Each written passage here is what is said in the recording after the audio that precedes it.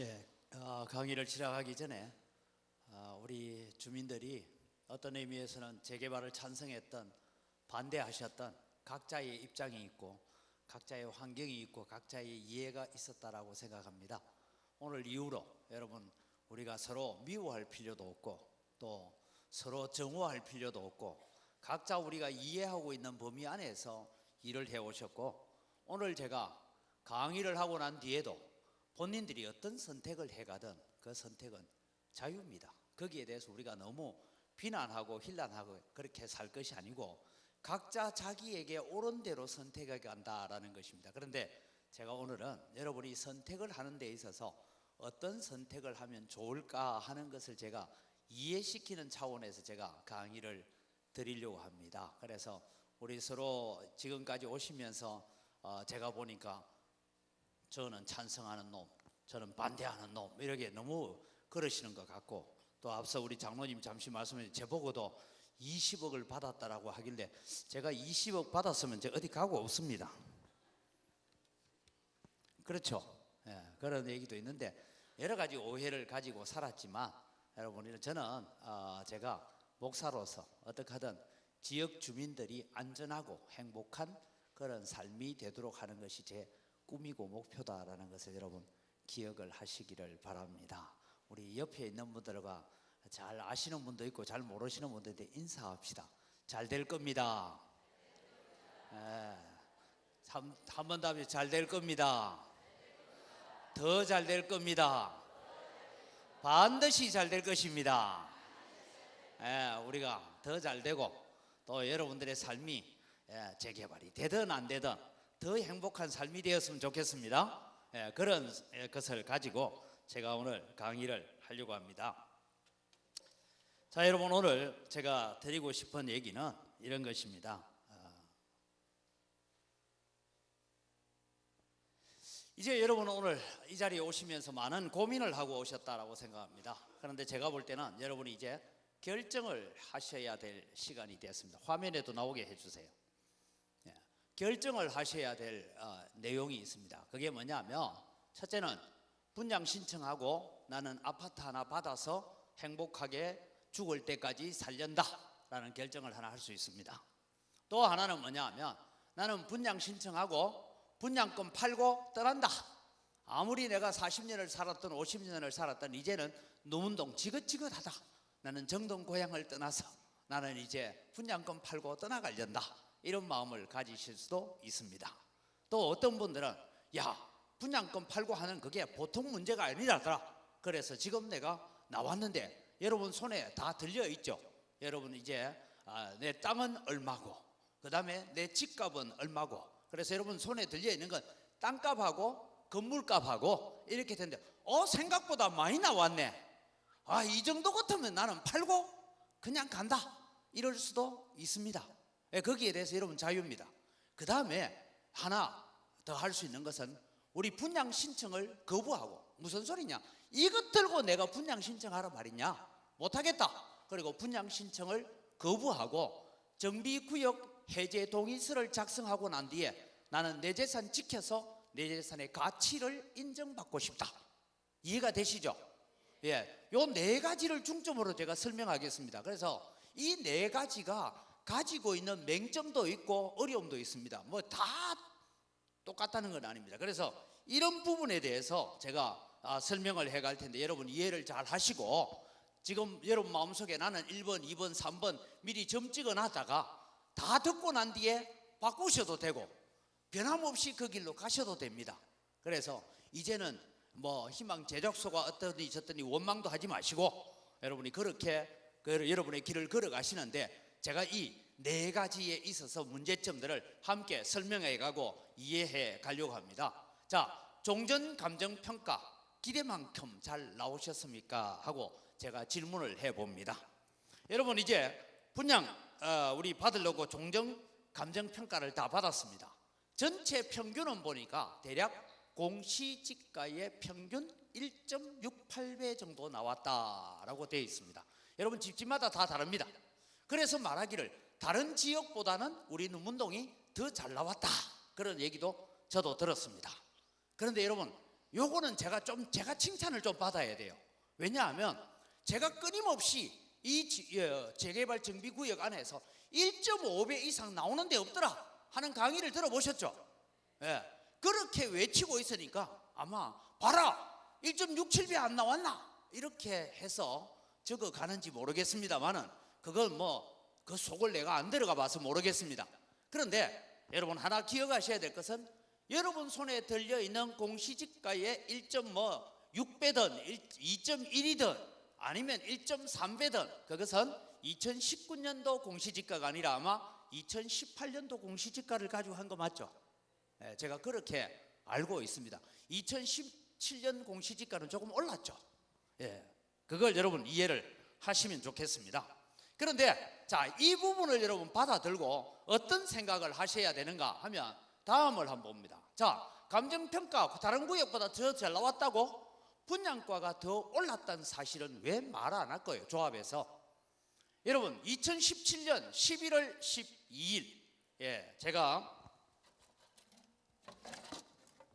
여기 책자를 가지고 나왔습니다. 2017년 11월 12일 총회 책자 54페이지에 보면 미래에셋과 계약을 하는데 입찰 제한서가 780만 원으로 되어 있습니다. 그 말은 미래에셋에다가 780만에 팔겠다 얘기예요. 그럼 우리는 분양가를 저보다 높아야 됩니까? 낮아야 됩니까? 왜요? 왜 낮아야 되죠? 아니 미래에셋에 파는 것보다 우리가 왜 낮아야 됩니까? 조합원이니까. 내 돈 가지고 사업하잖아요. 내 땅 가지고. 그러니까 미래에셋에 780만 원 팔면 우리한테는 한 700만 원에 팔든지 그래야 정상이죠. 잘 모르시는 모양이에요. 그러면 여러분은 900만 원에 사세요. 자, 그렇습니다. 그런데 지금 여러분에게 배포된 이 조합원 책자, 어저께 여러분이 다 받으신 이 책자에는 아마 여러분들이 보시면 알겠지만은 뭐라고 나옵니까? 분양 최저가가 895만 원 나온 거 보셨습니까? 계산 다 하셨어요?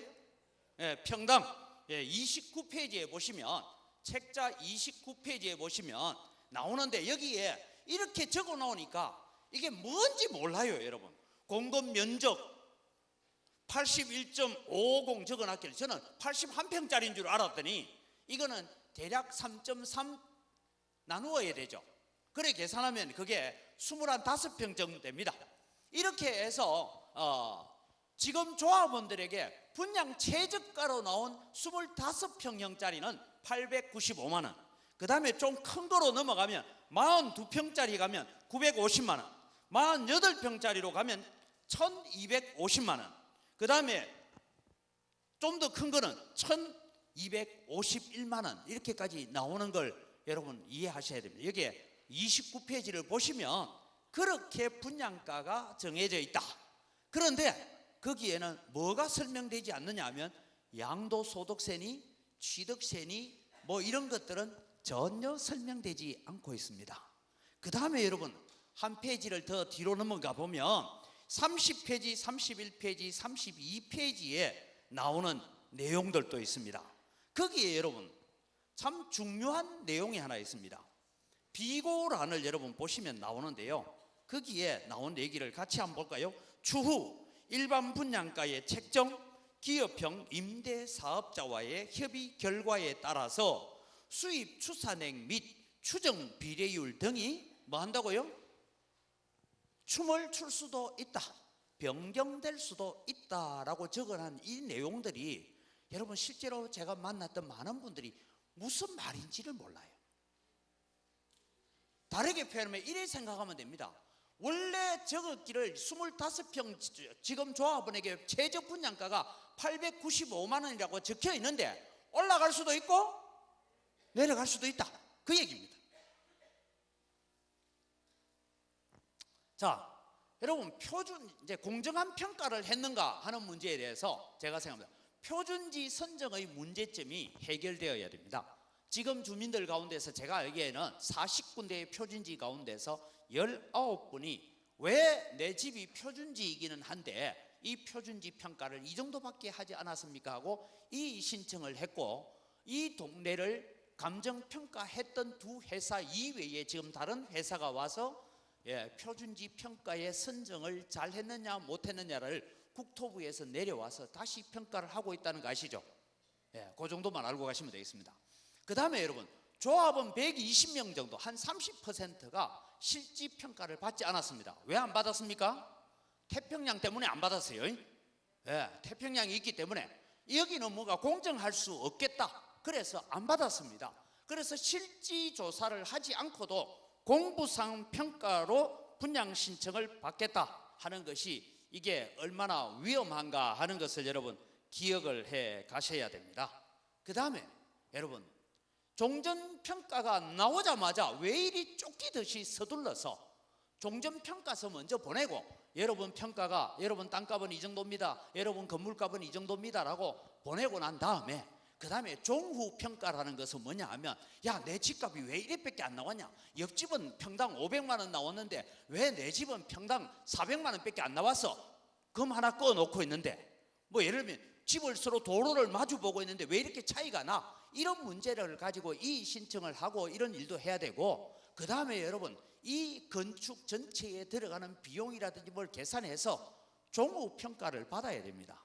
그래서 최종적으로 내게 얼마가 주어질지에 대한 얘기도 정확하게 모르면서 분양 신청을 서둘러 가는 이유가 뭘까? 그래서 여러분, 내가 받아야 될 보상가도 정확하게 모르고 지금 우리 분양 신청을 해야 됩니다. 그게 29페이지 비고란, 30페이지, 32페이지 비고란에 적혀 있는 얘기가 뭐라고요?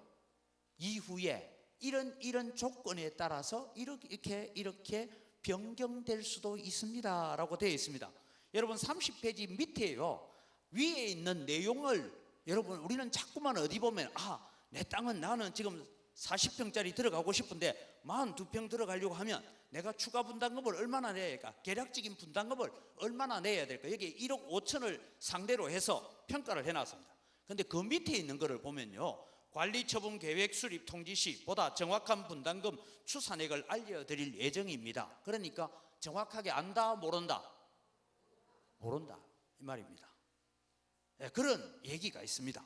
그래서 왜 조합장은 이렇게 서둘러서 이 일을 종전평가서 보내면서 분양평가를 같이 해라, 분양 신청을 같이 해라 이래 보내고, 분양 신청은 여러분 종전평가서 보내고 한 달 있다 해도 되죠. 2달 있다 해도 돼요. 근데 왜 이래 서둘까? 제가 볼 때는 이런 것 같습니다. 지금 조합은 엄청난 마이너스 재정이 있다는 건 아시죠? 재정이 마이너스 재정이. 그런데 여러분, 빨리 관리 처분이든 분양 신청이든 분양 신청을 하게 되면 분양 신청 비례율이 어느 정도 나오게 되면 저 허그 자금이라고 거기에서 전체 몇천억을 주게 돼 있는데 그 중에 한 300억 정도를 먼저 쓰라라고 줄 수 있습니다. 그런 돈. 그 다음에 저는 생각을 좀 다르게 합니다만은, 지금 여러분 우리 누문희망 제작소가 하고 있는 일이 몇 가지 있습니다. 조합 설립할 때 제대로 했나? 여러분 조합 설립, 지금 우리가 찾은 것은 조합 설립이 75%가 돼야 되는데 지금 문제되는 것 한 석 장만 더 찾으면, 지금 8장 찾아놨습니다. 석 장만 더 찾으면 조합 설립 자체가 무효가 됩니다. 여러분 화정 2구역 아시죠? 화정 2구역은 조합 설립 무효가 돼가 땅 다 팠다가 지금 멈추었다는 거 아시죠? 그런 사정이 있습니다. 그 다음에 우리는 조합장과 이사 임원들에 대한 자격 부존재 확인 소송도 하고 있습니다. 그 다음에 제가 알기에는 전에 우리 KH라고 정비업체에서 이 조합장과 이런 비리를 저질렀다 해서 지금 검찰에 고발을 했고 광역수사대에서 수사를 하고 있습니다. 물론 그것은 시간을 끌 수도 있겠지만 이런 문제가 걸리기 전에 후다닥 해치우고 가려고 하나, 이런 생각이 들기도 합니다. 그런 부분을 여러분 보십시오. 그 다음에 여러분, 지난 14일 날 구청에서 주민 간담회를 했습니다. 뭐 때문에요? 종전 자산 평가를 하러 나오는 감정평가사에 대한 문제를 가지고 우리가 이의를 제기했고 그것 가지고 회의를 했습니다.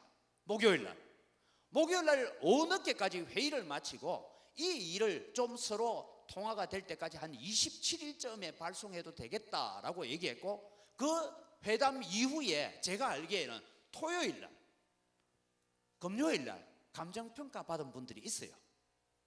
나는 받아보자 해가 몇 집이 받았다는 얘기를 들었습니다. 그러면 여러분, 감정평가 받은 사람들이 있으면 그 평가서에 대한 내용이 그대로 나가야 됩니까? 달리 나가야 됩니까? 달리 나가야 되죠. 그런데 이미 금요일 날 우편 발송은 끝났습니다. 구청이나 시청에서 한 주간을 넘겨서 27일쯤 보내도 되지, 왜냐하면 30일까지 오면 되니까 그래 보내도 된다 했는데도 불구하고 한 주간을 앞당겨서 그렇게 서둘러 작업하는 이유가 뭘까? 이런 생각이 여러분 의구심을 가지게 만듭니다. 그 다음에 여러분 눈에 잘 안 보이시겠지만 나중에 이 자료는 밖에 우리 누문희망 제작소 직원들에게 저거 뭡니까 하고 달라 하면 드릴 거예요. 저게 뭔가 하면 40군데 우리 이 누문동 지역의 표준지 평가 지점입니다. 그래서 여러분 집이 저 표준지 점에 어디에 가까이 있느냐에 따라서 내 집 땅값이 왔다 갔다 할 수 있습니다. 이해가 되십니까? 예. 그래서 표준지가 낮은 곳에 내가 붙어 있으면 억울하게도 내 집값이 싸요. 그런데 표준지가 좀 높은 곳에 내가 가까이 붙어 있으면 어떻게 했어요? 내 땅값도 올라가요.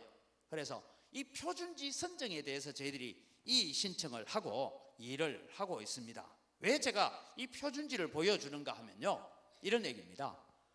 들쭉날쭉 적용한 보정비율, 이게 보정비율이란 게 뭔가 하면 이런 얘기입니다. 원래 내 집은 공시지가가 200만 원인데 어떤 집은 똑같이 공시지가가 200만 원인데 1.3% 나와서, 지금 대략 1.3% 나온 쪽이 금남로 쪽으로 제가 알고 있어요. 우리 그거 다 조사 다 했습니다. 1.3%가 나와가지고 내 집이 공시지가가 200만 원인데 260만 원 나온 사람이 있어요. 예? 그런데 어떤 사람은 똑같이 공시지가가 200만 원인데 자기는 420만 원 나온 데 있어요. 2.1까지 가는 데가 있으니까. 그 중간에도 있어요. 1.5배 나온 사람도 있고 1.6배 나온 사람도 있고, 뭐 공시지가를 기준으로 했을 때 이게 들쭉날쭉해요. 그래서 제가 이거 무엇을 근거로 이거 했느냐 하니까 방법은 감정평가 지 마음대로 한 것밖에 없다, 이 생각이 안 들어요. 차라리 여러분 누문동 전체를 놔두고 표준지가를 정하든 어떻게 하든 공시지가가 이미 정해져 있지 않습니까? 그 정해진 지가에 평균적으로 산출해서 나오면 괜찮은데, 아마 여러분들이 아시다시피 어떤 집은 나는 2.1배 나와서 그래서 많이 나온 사람이 있습니다. 제가 어느 집인지도 대충 다 알아요. 이미 우리 집은 다 찍어고 확인 다 했어요. 그 다음에 또 어떤 집은 작게 나온 집이 있어요. 그래서 무엇을 근거로 했을까? 제가 볼 때는 감정평가사 마음대로 했다. 물론 자기들은 변명할 게 있겠죠. 정부가 표준지가를 정해놓고 뭐 이래가지고 어쩌고 저쩌고 할 겁니다. 그런데 여러분, 이런 부분을 바라보면서 제가 참 답답하다. 자, 여러분 한 가지만 물어보요. 여러분 여기에 뭐 마음의 상처는 받지 마십시오. 골목 안으로 들어가서 리어카 겨우 들어갈 수 있는 집이 있습니다. 제가 그래 산다 생각합시다. 그런데 어떤 집은 차가 마음대로 다닐 수 있는 길에 붙어 있는 집이 있습니다. 그러면 여러분은 어느 집이 더 나을까요? 그러면 차로가 붙어 있는 집이 비례율이 올라가야 됩니까? 저 골목 안집이 올라가야 됩니까? 예, 여기까지만 제가 하겠습니다. 왜냐하면 그게 뒤집혀져 있으니까 문제예요. 예, 그런 문제가 발생되어졌다. 그 다음에 여러분, 제가 전에도 한 말씀드렸는데 2년 전에 함양에 교회 개척한다 해가지고 함양읍에서 변두리 쪽에 나갔는데 이 교회당 짓기 위해서, 이 예배당 사기 위해서 땅값 얼마 지불했나 물었더니 2년 전에 거기에 땅값 300만 원씩 주고 샀답니다. 자, 여러분 누문동 안에서 우리 집은 공시지가가 150만 원이었는데, 평당 150만 원이었는데, 야, 우리 집에 2배가 나와서 300만 원 나왔다. 야, 신난다. 예, 함양에 가서 사십시오. 광주 땅 안에는요 300만 원 주고 땅 살만한 데 있거든 하면 찾아보세요. 있습니까? 근데 누문동 한복판 여기서 여러분 300만 원 나왔다고 와 하고 깨춤 출 때가 아닙니다. 이게 200% 나오면 뭐합니까? 300% 나오면 뭐합니까? 그런 생각을 여러분 가져주시라, 그런 말씀을 제가 드리는 것입니다. 그 다음에 여러분 분양가를 비교해 보면, 앞서 제가 29페이지를 바라고 했는데 분양가를 비교해 보면 25평은 895만 원, 31평은 915만 원, 이게 평균치로 계산해 봤습니다. 34평은 925만 원, 42평은 1250, 그 다음에 49평은 1251만 원, 뭐 이렇게 52평은 1280만 원 이렇게 나오더라고요. 그러면서 30페이지, 32페이지에는 추정 비례율은 춤을 출 수 있다라고 적어놨습니다. 그런데 여러분 2017년 11월 12일 총회 책자는 뭐라고요? 평당 780만 원에 누구에게 판다고? 미래에셋에 판다 그랬다가 지금은 내가 아무리 작은 아파트를 살려고 해도 895만 원입니다. 그러면 얼마쯤 더 줘야 되죠? 한 100만 원 더 줘야 되죠? 계산 안 됩니까?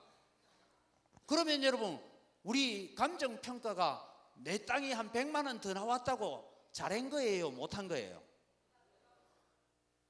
이걸 도진개진이라 합니다. 그죠? 땅값 좀 더 준 것처럼 해놓고 분양가 올려놨어요. 그러니까 여러분 우리가 집을 사서 들어가려면요, 내 돈 들어가는 건 더 많이 내야 된다 이 말입니다. 제가 전에도 강의했죠. 50평 땅 줄 테니까 내가 30평짜리 아파트 들어가려면 돈이 만큼 필요하다, 이런 얘기를 제가 했던 것을 여러분 기억을 하시기를 바랍니다. 그 다음에 여러분 유동, 임동, 중흥건설입니다. 중흥건설은 우리나라 도급순위 22위입니다. 그리고 평당 공사 비용을 420에서 430만 원을 들여서 공사하겠다, 계약서가 그렇게 되어 있답니다. 그런데 여러분 누문동은 주식회사 한양 도급순위 25위입니다. 중흥건설보다 한 3등 정도 빠지니까 뭐 비슷하다 봅시다. 그런데 공사 비용을 385만 원, 그래서 유동, 임동보다 40만 원 정도 낮게 책정을 했습니다. 그러면 여러분 평당 40만 원 이상 낮게 책정하면 뭐 해야 될까요? 제가 일부러 답을 적어놔서 여러분 답을 모를까 봐. 뭐라고요? 저가 자재로 사구리 아파트 짓든지, 아니면 공사 중에 이런 이유로 저런 이유로 공사 중 추가 분담금이라는 꼼수가 있습니다. 결국은 여러분 건설사는 손해보고 집 지어줄까요? 안 지어줍니다. 저도요 대구 있다가요 우리 집 수리 하나 했는데 교회에서 제가 살던 사택을 4천만 원 안에서 수리하십시오 하고 4천만 원을 받았어요. 계산해보니까 4천만 원 될 것 같아서 했는데 하다가 보니까 요거 들어갔어요. 안 되니까 나중에는요 뒤쪽에 있는 하이샷이 창문틀 결국 달도 못하고 내가 이리 이사 왔어요. 안 해주고 갚으는데 왜 합니까? 여러분 공사하다가 중지되어 있는 아파트들, 공사하다 중지된 빌딩들 한두 번 봅니까? 그렇습니다. 여러분 이 내용은요 제가 왜 밑에다가 적어놓으면 투기꾼들도 다 알고 세입자도 다 아셔야 합니다. 결국은 여러분 분양 신청해서 들어가겠다 하면 저런 위험 부담금, 나중에 공사하다 보니까 추가 분담금이 이렇게 들어갑니다. 공사하다 보니까 밑에 반석이 나와서 그거 깨는데 돈 더 들어갔어요. 공사하다 보니까 여기는 물바다가 돼가지고 거기에 여러분 콘크리트 이런 거 막 박아 였는 거 아시죠? 그거 박아 였는데 돈 더 들어갔습니다. 공사하다 보니까 금융비용 더 들어갔습니다. 이런저런 이유를 들어서 결국은 공사 중 추가 분담금이 주어질 수밖에 없다라는 것을 여러분 이해하셔야 됩니다. 자, 그 다음에 여러분 분양 신청하고 나는 돈이 남는다. 예를 들어서 여러분 집에는 나는 지금 분양 신청을 해서 대략 한 6억짜리 48평짜리를 분양 신청하기로 했는데 내 집은 8억이 나왔다. 그래서 2억 정도 남네. 그러면 이 돈을 지금 줍니까 안 줍니까? 지금 안 준다는 걸 알고 계시죠? 여러분은 분양 신청하는 동시에 계속 조합원으로 남아 있습니다. 물론 이사비와 잠시 동안 한 2, 3년 밖에 나가서 살 수 있는 집을 구할 수 있는 자금을 융자해 주기는 합니다. 그러나 차액이 얼마나 남든지 간에 모든 사업이 마무리되고 이 정비구역이 이제 다 종결되어서 수지타산 종결 후에 지급된다라는 사실을 기억하십시오. 어떤 분은 분양 신청 하나 해놓고 나는 한 10억 정도 여유 자금이 있으니까 그것 들고 이것도 하고 저것도 하고 계획을 세우고 있는데 그거는 여러분 조금 시간을 기다리셔야 된다라는 것을 제가 말씀을 드립니다. 그래서 여러분 분양 신청이 얼마나 위험한가 하는 것도 여러분 마음속에 잘 새기시기를 바랍니다. 그러면 여러분 이제 의문을 가지는 분들이 이런 분들이에요. 누문구역 정비 해제만 하면 됩니까? 질문을 합니다. 누문희망 제작소가 주도적으로 개발해 갈 계획을 작정을 하고 있습니다. 그게 도시재생사업이든 아니면 자가개발이든 하는데 여러분 제가 이 얘기는 시청에도 구청에서도 나누었고 들었고 함께 논의했던 얘기 중에 하나가 여기가 여러분 10만 제곱미터입니다. 3만 3천 평 정도 되는 땅이니까 너무 크다. 그래서 여기를 4개 내지 5개의 작은 단지로 나누어서 아파트를 지으면 수익률이 올라갈 수 있다. 제가 여러분 늘 구청에 가서 시청에 가서 싸우는 이유는 기부채납 줄이라는 얘기입니다. 여러분 이 누문동에는요 기부채납이 드러난 것만 1,400억, 그 다음에 이런저런 이유로 나중에 들어갈 걸 2천억 정도 들어갑니다. 작은 단위로 개발하면 이런 비용을 줄일 수가 있습니다. 제가 얘기했죠. 나중에 설명이 나오니까 그 부분을 다시 설명을 드립니다. 그렇게 여러분 우리는 해갈 수 있습니다. 넘겨주세요. 희망제수가 주도적으로 개발해 갈 방법 중에 두 번째는 개인이 빌라를 지어 분양해도 여러분이 지금 받는 집가보다는 훨씬 낫다. 왜? 2집 내지 4집이 동업을 해가지고 한 200평 정도 땅이 되면 200평의 70%를 집을 지을 수 있습니다. 그러면은 몇 평짜리 집이 지어져요?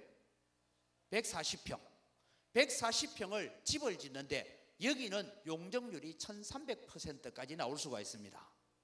그럼 여러분 위로 한 7층까지 빌라를 지었다 칩시다. 근데 지금은 빌라를 5층까지밖에 허락을 안 한다면서요. 그거는 빌딩이고, 아니 사람 사는 집의 빌라는 그렇고 이게 복합 상가처럼 올라가는 10층이고 주상복합은 10층이고 집으로만 지을 때 5층이고 저도 그래 좀 알아봤어요. 그런데 여러분 뭐 주상복합을 짓든 어떻게 하든 집을 지어서 여러분 한번 보세요. 4집이 모여서 50평짜리 땅이 있는 사람 4집이 모여서 야 우리 하나 하자. 여러분 제가 이걸 어디서 발견했냐면 서울에 가면요, 서울에 여러분 세종문화회관 아시죠? 그 옆에 동아쇼핑센터 있다는 거 아십니까? 그 동아쇼핑센터는 건물이 다 자기 거 아니에요. 원래 그 건물이 양쪽에 2개가 건물을 짓고 있는데 그때 당시에 대통령이 지나가다 저 뭐 하는 거야? 여기는 동아쇼핑센터고 여기는 감리교 본부를 짓는답니다. 왜 저래 지어? 2개를 하나로 지어가지고 이게 집합 건물이라는 거예요. 2개를 하나로 지어가지고 지분 이익을 보면 되지. 그래서 감리교가 49% 지분을 가져가고 쇼핑센터가 51%의 지분을 가져가서 거기에서 나오는 수익을 49대 51로 늘 나누고 사니까 괜찮은 장사예요, 아니에요? 그래서 이런 집합 건물을 지으면 된다는 거예요. 그래서 여러분 너무 그렇게 걱정하지 마세요. 왜 누문동이 낙후된 정비구역입니까? 제가 여기 와서도 여러 우리 교인들이 있는 곳에 신방을 가봤는데 누문동만큼 여러분 바둑판처럼 도로 다지되어 있는 동네 있어요, 없어요? 없습니다. 근데 이곳이 왜 낙후된 동네예요? 주거가 지금 도시가스 안 내주고 계속 10년 동안 밀어놓고 이제 와서 낙후됐다 하는 거잖아요. 여러분 집에 도시가스만 들어왔으면 집수리하고 살았겠어요? 지금 그대로 살겠어요? 그렇습니다, 여러분. 그래서 여러분 이 누문 정비구역이 해제가 되어지면 이런 이익도 있을 수 있고 이런 방법으로 개발해 갈 수도 있다. 그 다음에 여러분 저게 여러분 뭐냐 하면 중간에 누문구역이 있죠. 보입니까? 누문구역이 있는데 이 주변을 지금 둘러싸고 있는 점이 뭐냐 하면 저기가 뭐 하는 곳일까요? 지금 아파트 단지를 하고 있는 곳들입니다. 잘 보십시오. 누문구역이 저 지역의 중심점에 있습니다. 제가 이 지도를 가지고 설명하는 이유는 이것입니다. 자, 누문동은 정비구역 해제만 되면 집가 상승은 대세다. 왜? 주변의 개발로 인하여 상승 요인이 발생합니다. 대략 한 7,000세대가 오더라고요. 7,000세대에 한 집에 4명씩 산다 보면 4, 7이 28, 28,000명이 삽니다. 이 사람들이요, 유동, 임동, 양삼동, 월산, 대인, 임동 2구역 등등 이래 있는데, 아까 얘기했죠. 저기에 있는 사람들이, 아파트에 사는 사람들이 우리 누문동에 상권을 형성을 하고 학원가를 만들어 놓고 하면 다 어디 가겠어요? 교통도 여러분 다 누문동 거쳐 가야 되는 거 아시죠? 그죠? 그러면은 저기가 잘 개발되면 누문동 땅값은 내립니까 오릅니까? 그러면 지금 내 땅값 300만 원 나오고 400만 원 나오고 500만 원 나왔다고 팔고 가시려거든. 팔고 가십시오. 네, 마음대로 하세요. 그거는. 그래서 여기는 중심 상업 지역입니다. 이 지역이, 누문동이 그냥 주택지가 아니에요. 중심 상업 지역이니까 여기는 비례율을 했을 때에 우리 여러분 누문동이 지금 뭐 450.26%인가 지금 용적률 받아놨는데 실제로 정부에서 1300%까지 줄 수 있는 땅입니다. 물론 그런다고 1300까지 주지는 않습니다. 최대치 거기까지 줄 수 있다 이 얘기입니다. 그럼 여러분 여기에 학원가를 만들고 먹자 골목 만들고 조그마한 쇼핑센터를 만들고 이러면 주변에 있는 아파트의 사람들이 다 양동시장과 여기로 올 가능성이 있다. 그러면 땅값은 오른다. 확실히 여기 오신 분들은 똑똑하신 분들이 오셨어요. 자, 그 다음에 여러분 임동, 유동 재개발 제외 지역을 봤습니다. 아시죠? 임동, 유동에 재개발하는데 삼각지로 남아있는 거 아시죠? 춘원당 약국으로부터 그 올라가는 삼각지, 그죠? 거기는 우리는 절대 재개발 안 해 하고 빠졌습니다. 빠졌는데 여러분 거기에 어떤 집은 1,500만 원 준다 해도 안 판대요. 거기에 여러분 우리 교회 집사님들도 있습니다. 2집이 삽니다. 그런데 지금 나오는 얘기가 제가 최근에는 지금 안 물어봤는데 찾아왔더래요. 그래서 땅값 얼마 주라? 800만 원 줄 테니까 팔아라. 그래서 좀 더 기다려 보세요 집사님.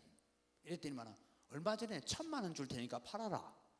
자 여러분 유동, 임동이 개발이 되어지면 저는요 그 삼각지보다는 상권이 우리 쪽이 낫겠어요? 그쪽이 낫겠어요? 여러분 다 이제 이해를 하십시오. 그는. 자 양동시장 개발 봅시다. 양동시장에 복개상가를 만들고 이렇게 했는데 그때 여러분 상인들이 양동시장에 일하시는 분들 상인들이 돈 내서 만들었습니까? 정부 지원해서 만들었어요? 제가 알기에는 90%는 정부 지원이 내려왔고 10%가 상인들이 돈을 내서 만들었다 뭐 그렇게 제가 들었습니다. 이건 하도 오래전 일이라서 저는 잘 모르겠습니다. 그 다음에 여러분 아까 제가 처음 오셨을 때에 동명 1구역 해제된 지역을 보셨죠? 거기에 뉴스가 나왔지만 동명 1구역은 해제 이후에 200억을 정부에서 뭐 하느냐 도시재생사업하라고 4년간 그러니까 1년에 얼마씩 오겠어요? 그러면 50억 가까이가 내려와서 그림도 그리고 옛날 일제시대 때 있던 그 집도 그대로 보관을 하고 뭐 이러면서 지금 도시재생을 하고 있다라는 거 여러분 아마 들으셨을 거예요. 자, 누문동 집가는 제가 볼 때는 골목 안집은 최소한 한 500만 원은 받아야 된다. 저는 그렇게 생각합니다. 나중에 제가 여러분 저 누문희망 제작소가 사업할 때 골목 안집에 있으면서 1,000만 원 내놔놓고 알박기는 하지 마세요. 우리가 도와서 이 지역을 좀 만들고 아름답게 만들어가고 아파트 단지도 몇 개 짓고 빌라도 몇 개 짓고 이렇게 좀 상가도 짓고 이래야 하려고 계획하고 있는데 여러분 생각에 나중에는 야 진짜 잘 됐다 이제 알박기 하자 이러지 마세요. 그래도 지원에 나온 여러분 손에 들은 공시지가에서 몇 퍼센트 나온 것에다가 평당 한 100만 원, 한 150만 원 올려주고 고맙습니다 이래야 되지. 50평 땅에 평당 100만 원 올라가면 얼마예요? 계산이 안 됩니까? 그 5천만 원 더 벌면 되지 그래. 알박기 해가지고 나는 막 평당 1,000만 원 안 주면 안 한다 이러고 있으면 그거 다 싹 파내보고 내가 공사할 겁니다.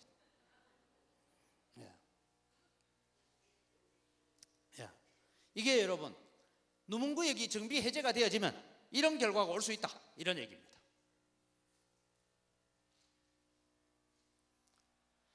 자 우리는 좀 이제 미래 에셋하고 제가 계산을 해봐요.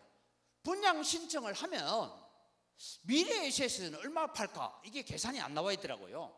우리는 여러분 내 종전 자산 얼마인지 아시죠? 여러분 손에 들고 있죠? 거기다가 내가 분양받으면 돈 얼마 더 내야 되는지 알죠? 그런데 거기에 조금 더 낼지 덜 낼지는 모르죠.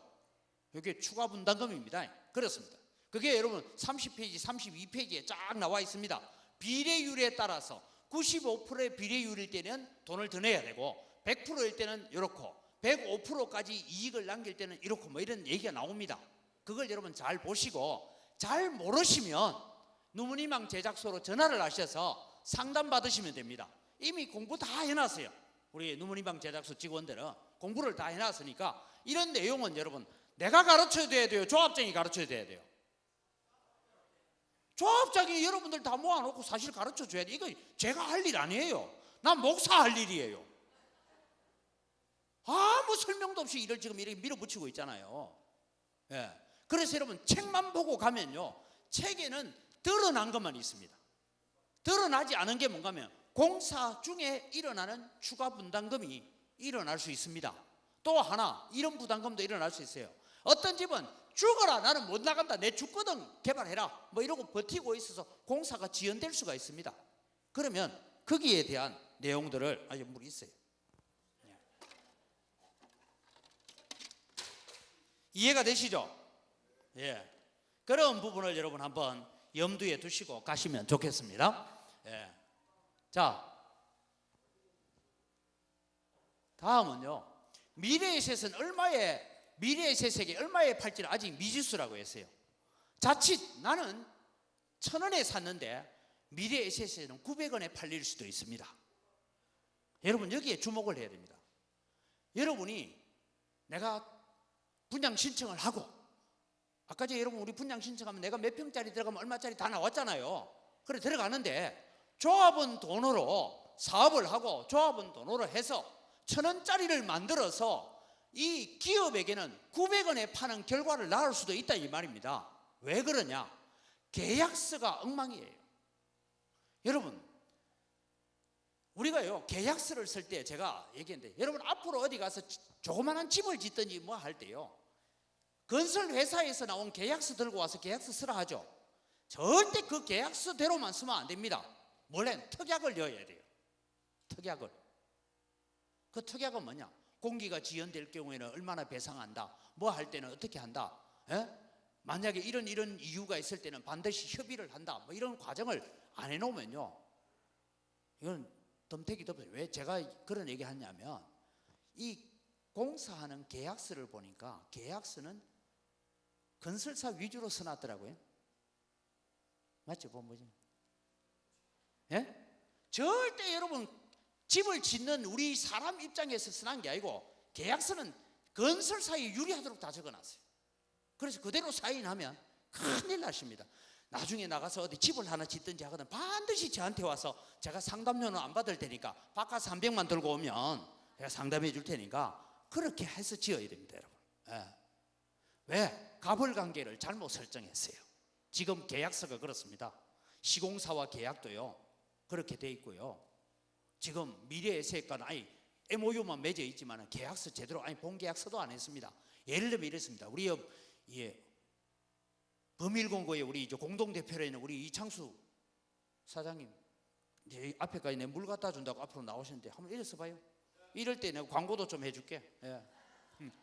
예. 우리 공동대표인데 예를 들어 범일공고 우리 사장님이요 권고를 하나 만들었어요.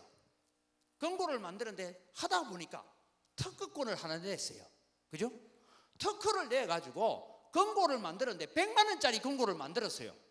근데 여러분 만들어놨는데 사갈 사람이 없으면 어떻게 해야 돼요?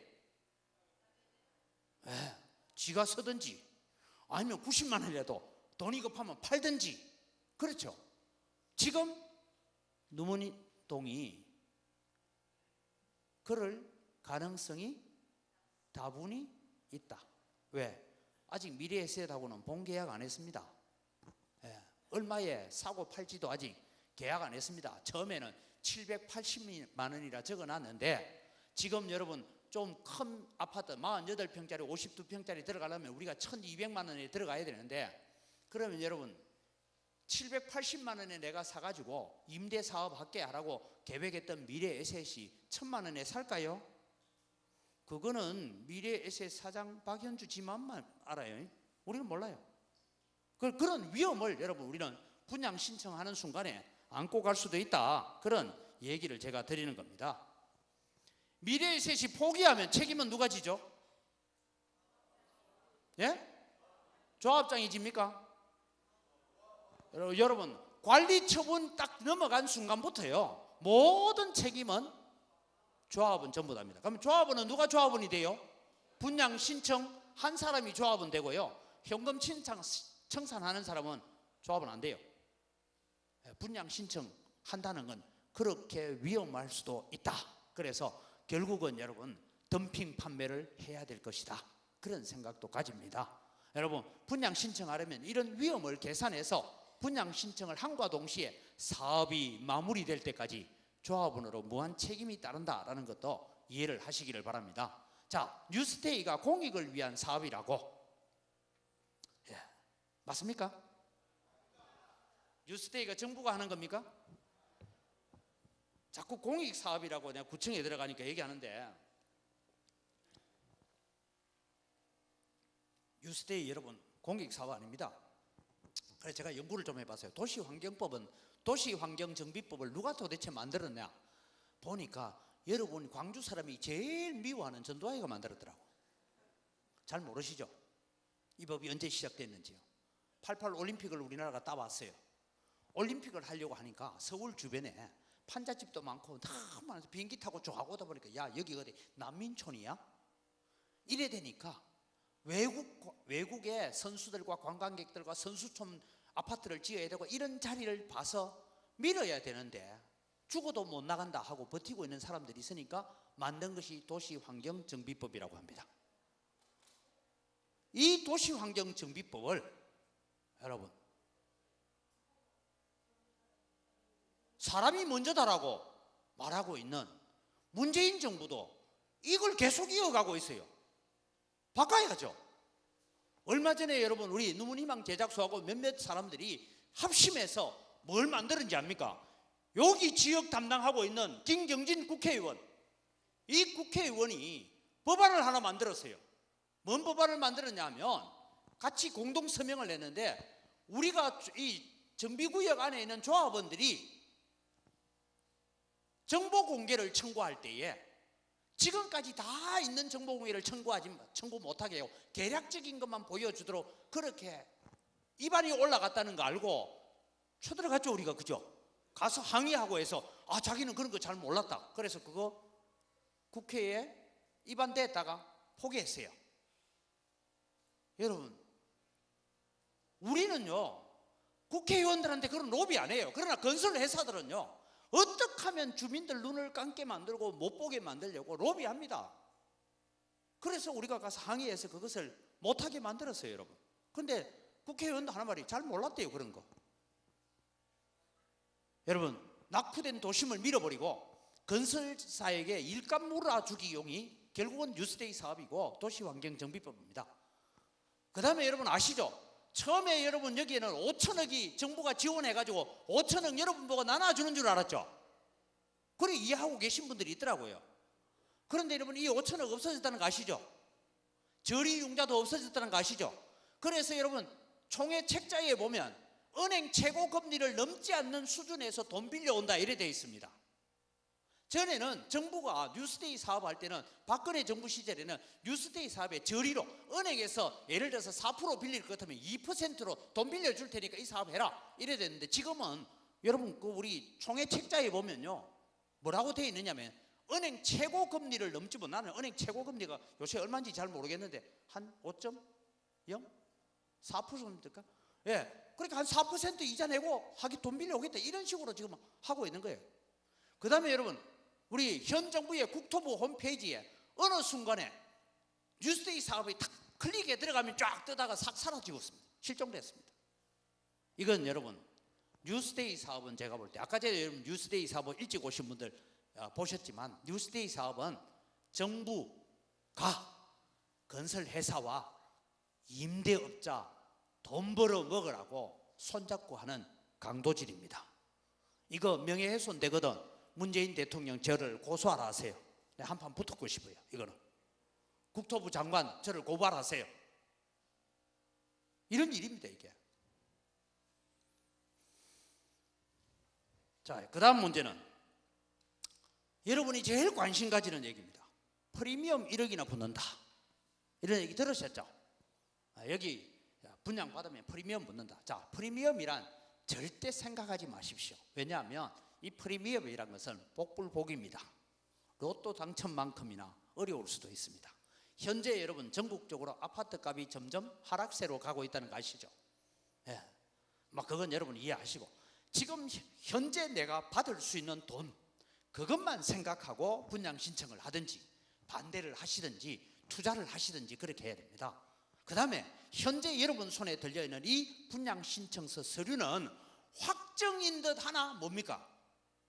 확정이 아니고 변할 수 있다. 춤출 수 있다. 왜? 사업이 진행되어가는 방향에 따라서 춤출 수 있다. 그걸 여러분 이해를 하시고 프리미엄 생각하시죠. 자, 추가 분담금을 어떻게 알 수는 없을까요?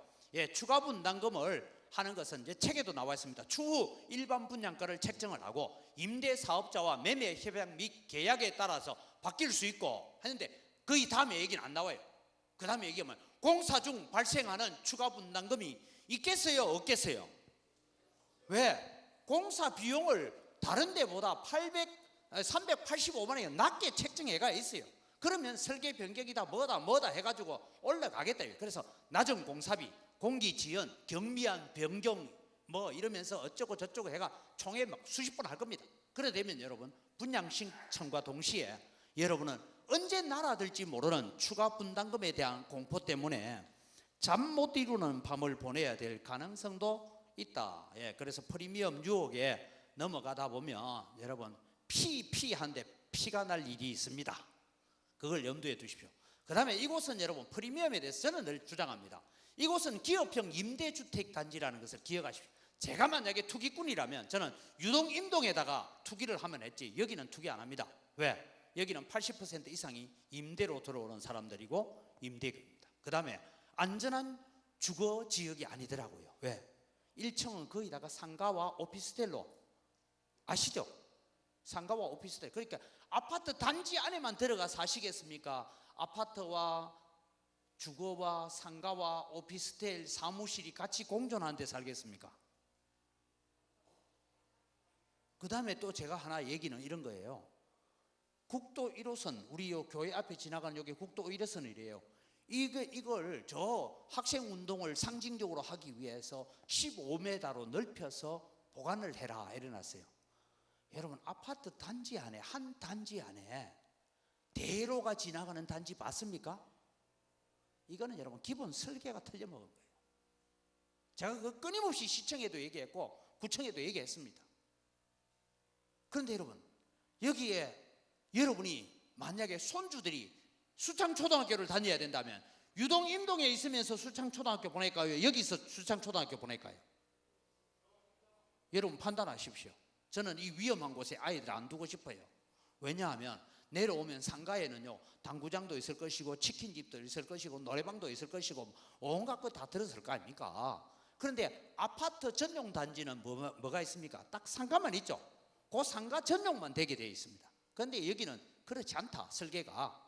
그래서 과연 여기에 프리미엄이 1억이나 붙을까? 그건 여러분 오늘 이 얘기를 듣고 여러분이 판단하시기 바랍니다.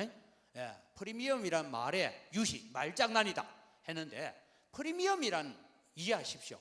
P라는 것은 뭐냐면 팔고 정동 고향을 떠날 때 가능하죠. 그렇지 않습니까? 내가 여기 살고 있는 동안에는 P가 아무리 붙으면 뭐합니까? 모르겠어요? 아니 생각해 보세요. 내가 지금 내 집값을 다 팔으니까 2억이래요. 그래서 내가 돈 좀 여유가 있어서 돈 좀 은행 융자도 내고 해서 6억짜리 아파트에 들어갔어요.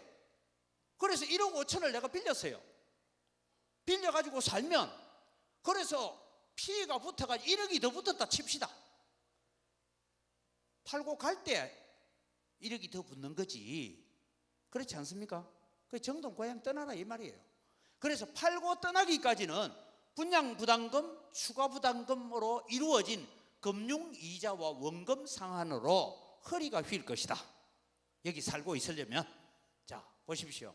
금융 비용을 환산해 봤어요. 제가 한 1억 5천을 융자를 해가지고 내 가진 재산보다 한 1억 5천 더 융자를 내서 들어가 보니까요, 30년 동안 1억 5천에 대한 계산을 해보니까, 제가 계산한 게 우리 팀이 계산했는데 월 한 100만 원 들어간대요. 이자 비용하고 원금 상환이.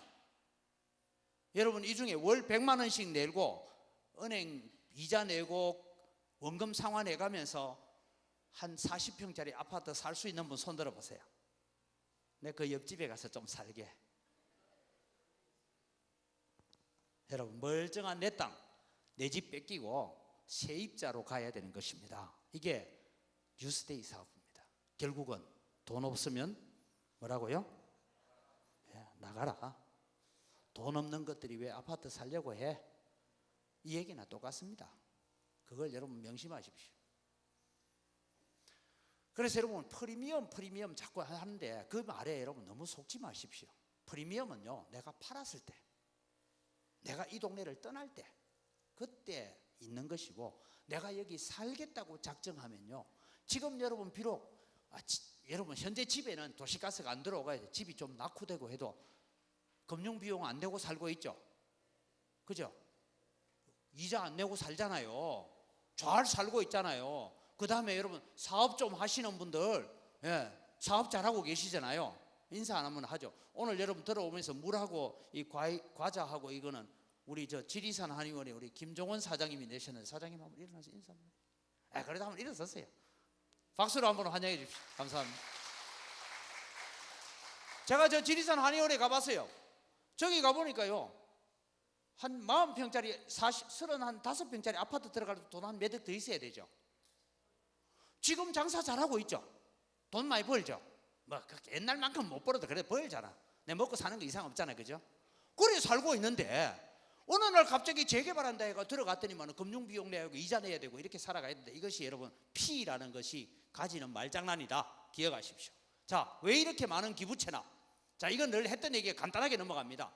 다른 정비구역에 비해서 우리 지역이 여러분 27.1%의 기부채납 비율입니다. 보통 평균적으로 계산을 해보니까 대략 한 15%예요. 어떤 동네는 8% 기부채납도 있습니다. 근데 우리 동네는 기부채납이 그렇게 많습니다. 왜 많을까? 금남로 1차선 확장해라. 왜 확장해야 되냐 물었더니만은, 오다가 여기 아파트 단지가 많으니까 차가 지금 있는 데서 이렇게 들어오려면 주행에 방해가 되니까 한 차선을 늘려서 해래요. 그래서 제가 시청 가서 무슨 얘기했냐면, 이 차선이 저 옛날 전남 도청까지 5.18 광장까지 한 차선이 다 나가는 것 같으면 확장해라. 맞죠? 여기만 오다가 이렇게 확장이니까 이건 뭔 필요 있습니까? 아무 필요 없는 거잖아요. 왜 그래 해야 돼요? 그 다음에 여러분, 국도 1호선 15m로 넓히라. 요 도로 뭐 왜 넓혀야 되느냐, 이렇게 어느 정신나간, 이 사람도 내를 고소하라 하세요. 어느 정신나간 심의위원 중에 한 사람이 우연한 자리에서 앉아서 심의위원 얘기하다가 말 한마디 했대요. 학생운동하는 그 지역을 상징적으로 살리려면 금남로 이 1차선을 살리는 게 좋겠다. 그 말에 한마디에 뭐가 바뀌었대요. 이건 시청 직원이 한 얘기예요. 미쳐도 한참 미친 거예요. 이거는 진짜. 여러분, 제가 다시 말합니다. 이 국도 1호선이요, 밑으로 쭉 가서 신호대 받아가지고 가면 어디로 가야 돼요? 충장로로 들어가야 되죠. 충장로로 들어가서 계속 길이 있으면 15m 아니라 20m라도 넓혀야죠. 그 다음에 이것이 위로 올라가가지고 어디로 갑니까? 요 아시아극장 앞에 길로 가잖아요. 올라가서 길이 4차선대가 넘어갑니까? 못 넘어갑니까? 넘어가려니까 춘원당 약국이 기다리고 있잖아요. 못 가잖아요. 왜 이 도로를 만들어야 되느냐? 제가 그렇게 항의했어요. 이런 비용이 여러분 우리에게 1,400억을요. 공원 부지는 여러분, 아파트 단지는 보통 공원이 어디에 들어가 있어요? 중안에 있죠. 우리는 공원이 저 일곱 밑에 있죠. 제가 볼 때는 일고를 위해서 공원을 만드는 건지 광주 시민을 위해서 만드는 건지 잘 모르겠습니다. 그 다음에 학교 분담금, 수창초등학교와 광주 일고를 향해서 대략 130억이라는 학교 부담금이 있습니다. 이거 주민들한테 돌려주라. 왜? 저는요, 우리 아이들이 이제 대학 다 다녀요. 막내가 대학 다니고 둘은 대학 졸업했어요. 여 중에 초등학교 다니는 아이 있는 분 손 들어보세요. 손주 말고 내 자식 중에. 여러분 이미 다 공부시켰잖아요. 어렵게 허리 휘도록 내가 돈 벌어서 공부 다 시켰는데 수창 초등학교 광주 1고를 해야 되면 누가 해야 되겠어요? 입주해 들어오는 사람 보고 돈 내라 해야지. 왜 우리 돈 빼앗아 갑니까? 이런 얘기입니다. 그 다음에 여러분 공원 밑에 지하 공용 주차장 만든대요. 그래서 이 지하 공용 주차장은 누가 관리하냐 물었더니요, 구청이 관리할 거래요. 그러면 구청이 지하 공용 주차장 만드는데 돈 10원 내놨어요? 도장 찍어주는 조건으로 만든 거예요. 도둑놈들이지. 기부채납으로 빼앗기는 재산을 찾아야 합니다. 그래서 여러분 정부 소유지를 원래는 매입해가지고 사업성을 높이도록 가야 되는데 정부 소유지 놔두고 우리가 더 땅을 내놓는 거로 지금 사업을 해가고 있는 이런 멍청한 사업을 하고 있습니다. 그래서 여러분 작은 단위로 묶어서 개발하면 안 됩니까? 저는 이게 최고의 답이다. 왜냐하면 이것은 경실련이다 여러 시민단체에 물어봤을 때 시민단체들이 하는 얘기가 이 누문동을 4개 내지 5개 단위로 묶어서 개발하는 것이 최고의 답입니다. 그렇게 얘기했어요. 만약에 저것이 안 돼서 정비구역 해제가 되어지면 우리는 어떻게 합니까? 4집 5집이 공동 소유로 해서 집합 건물을 지어서 그렇게 살아가도 된다. 그것이 여러분 우리가 바라봐야 됩니다. 자, 여러분 이제 말로 하는 약속 절대 믿지 마시오. 앞으로 조금 있으면 또 OS 여자들 돌아다닐 겁니다. 참 말 잘하죠. 만나보신 분들. 서울 말씨잖아요. 예. 저처럼 대구 말씨, 억센 말씨도 아니고 있잖아요. 여기는요 피가 더 붙고요, 막 설명하는데 와 나도 들으니까 기가 솔깃해 조금 빠져들어가더라고. 이 사람들은 전문적으로 훈련된 사람들입니다. 그런데 여러분 도장 딱 찍어준 순간부터 여러분 쳐다봐요, 안 쳐다봐요? 쳐다보도 안 합니다. 서명결의서 딱 받고 나면 끝장이에요. 그 다음에 빠이빠이예요. 갚고 나면 그 사람 어디 사는지도 몰라요. 우리는 조합장이 혹시 무슨 말을 하거든 서면 약속을 받아도 아무 소용없습니다. 왜? 관리 처분 인가가 되고 나면 모든 권한은 시공사로 넘어갑니다. 그래서 갑과 을의 관계가 뒤바뀌게 됩니다. 그런데 우리 누문구역은 여러분 계약서를 이렇게 들여다보면요 갑과 을이 벌써 바뀌어 있어요. 그게 여러분 여기 와 계시는 한때 정비업체에 함께 일하려고 했다 오신 분이 그 얘기를 하고 저도 자료를 보면서 갑과 을이 뒤바뀌었다 얘기했어요. 왜냐하면 항복 문서를 들고 우리 좀 시공 좀 해주세요 이래 들어간 거예요.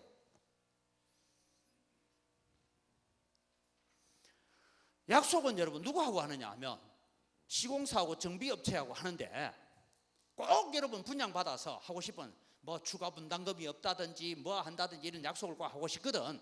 어떻게 하느냐 하면 공사 지연시키면 너가 해라 뭐 이런데 여러분 약속은 시공사하고 정비업체로부터 하는데 반드시 공정 서류로 받아요. 법원에 공정을 받아야 돼요. 공정 받아놓으면 뭐합니까?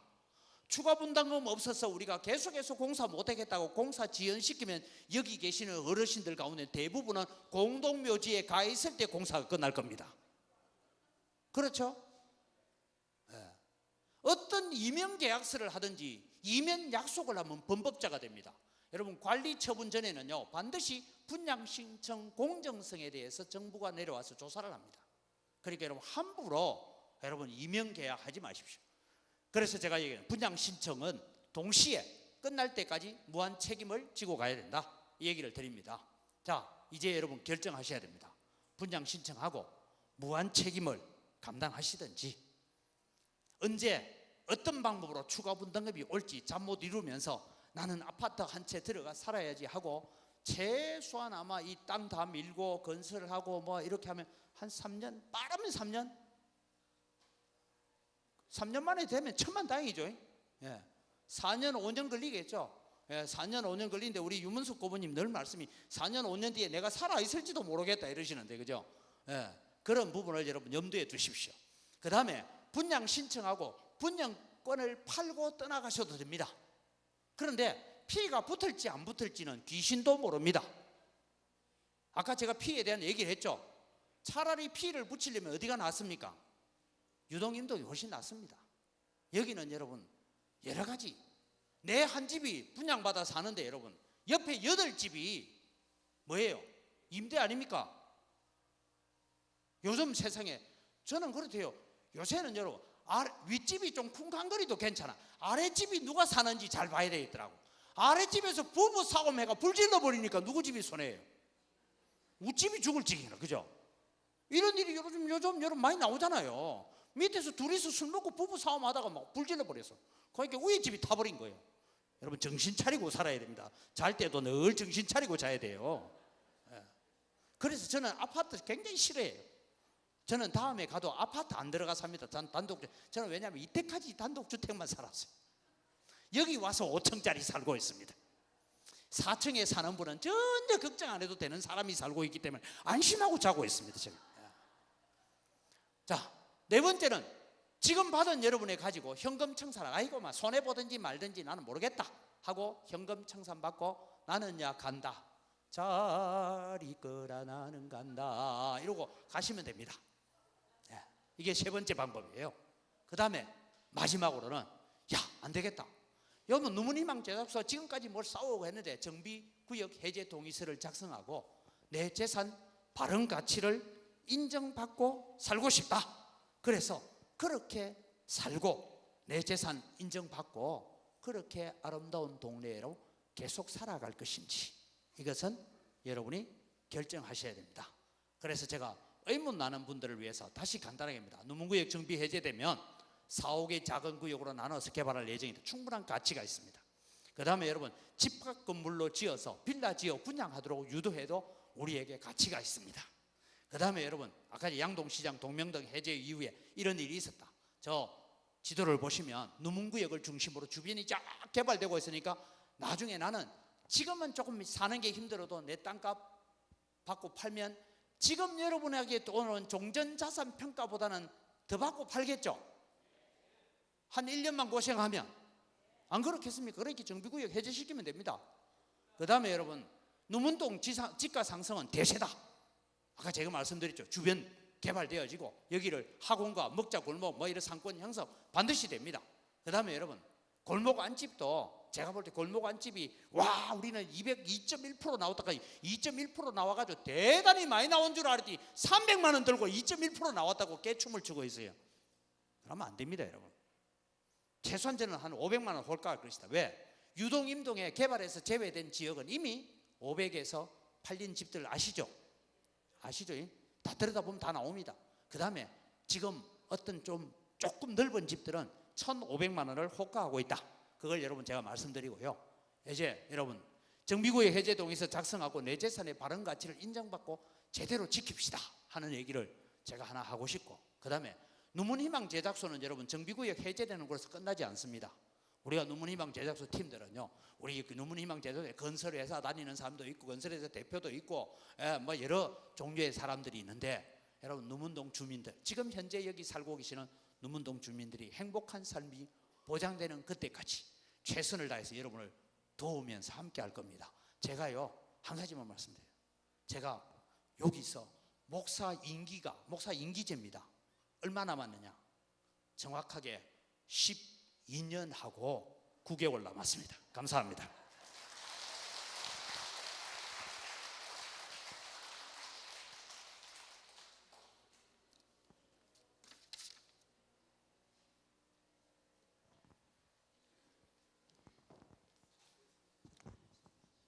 네.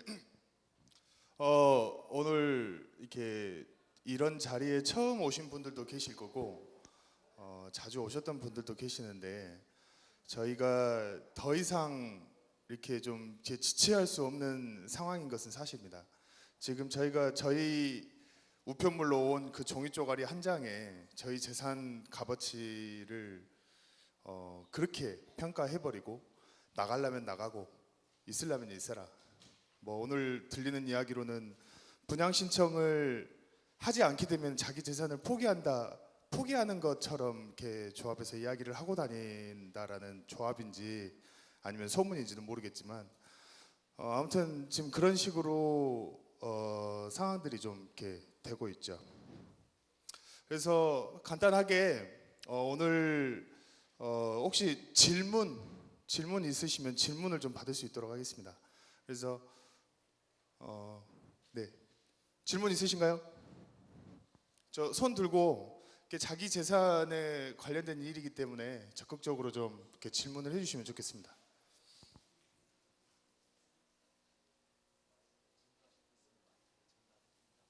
질문하실 분 있으시면 마이크를 제가 전달해드리겠습니다.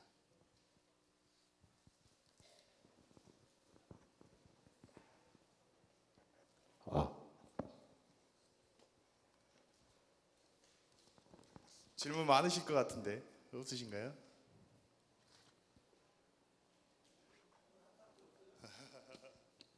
네, 어떻게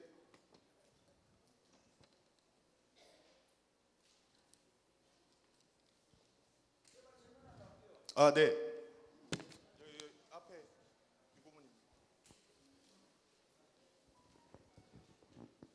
제가 질문 하나 드리겠습니다.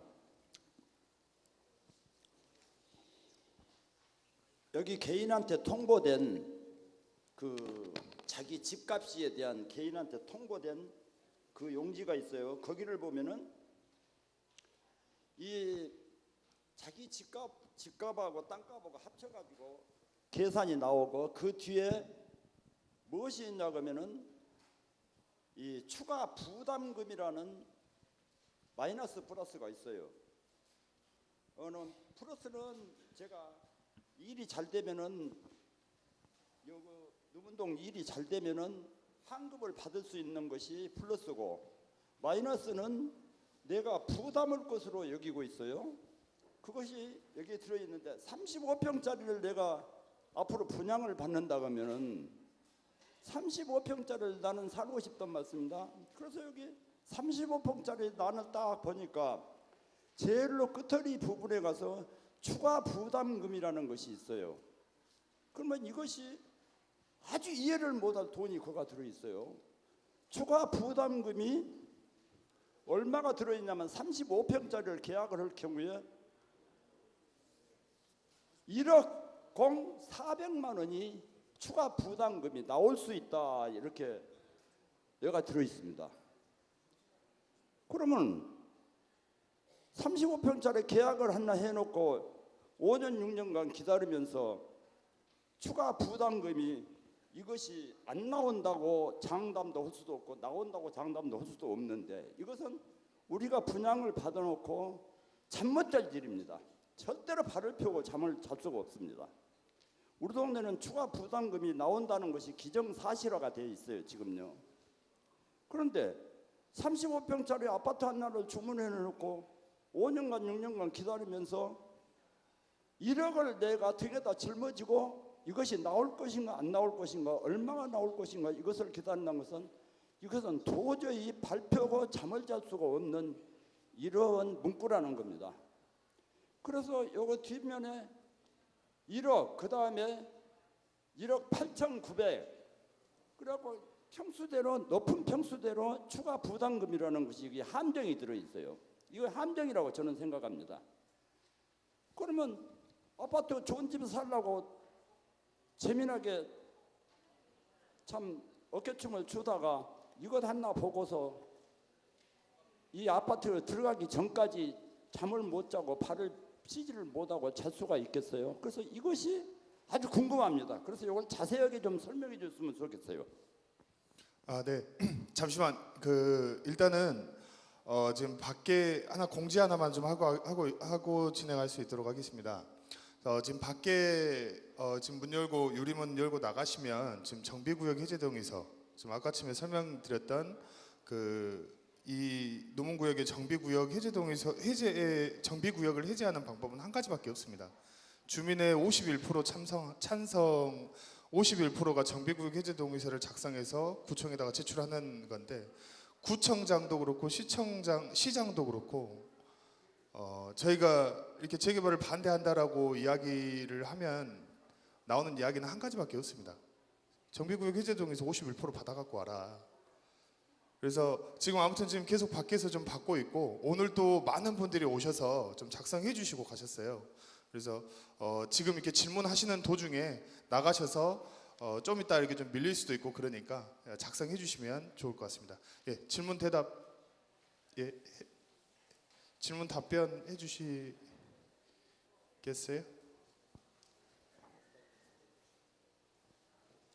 아, 네.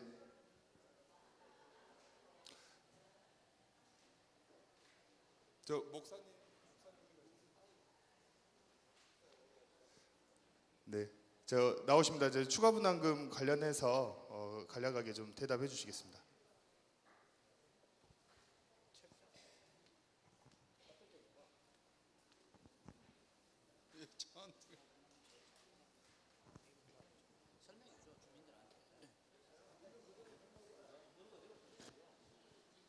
예, 방금 어르신께서 말씀하신 그 추가 분담금에 대해서 간략하니 말씀드리겠습니다. 이제 제가 판단하기에도 저도 여기 이제 토지 등을 소유하고 있는 조합원이기 때문에 제가 공부한 바로만 말씀을 드리겠습니다.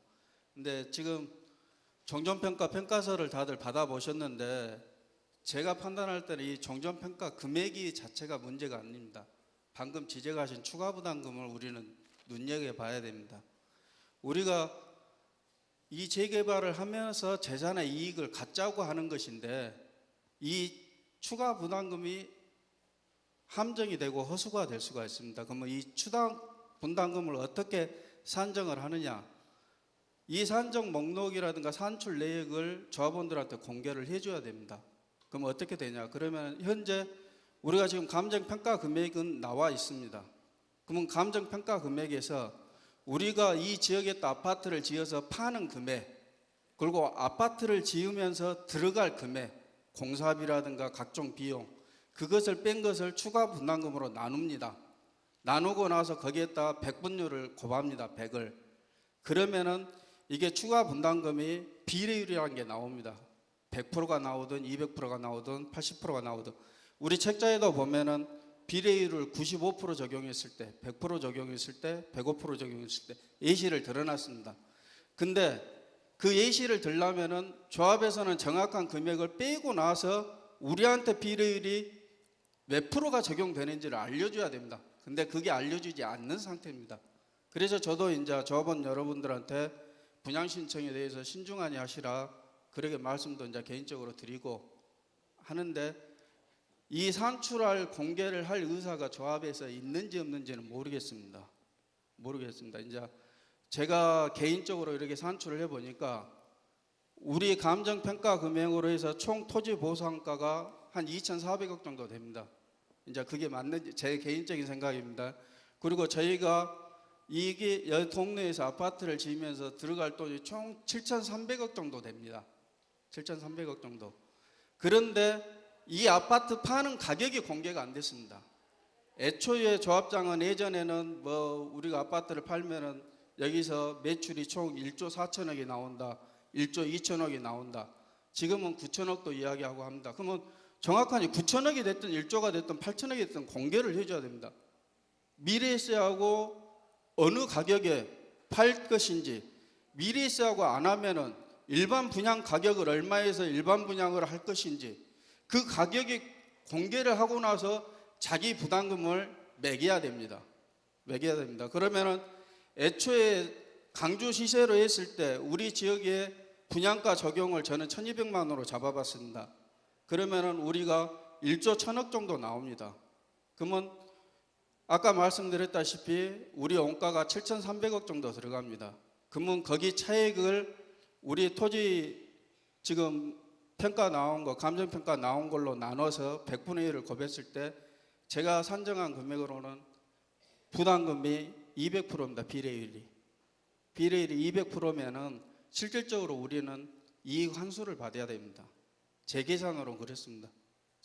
그래서 여기서 저도 할 말도 많고 여러분들한테 자꾸 상기시켜드리고 싶은 것은 그겁니다. 정확한 투명하니 공개된 것 갖고 우리가 분양 신청을 할지 아니면 다른 대책을 세울지 생각들을 하셔야 됩니다.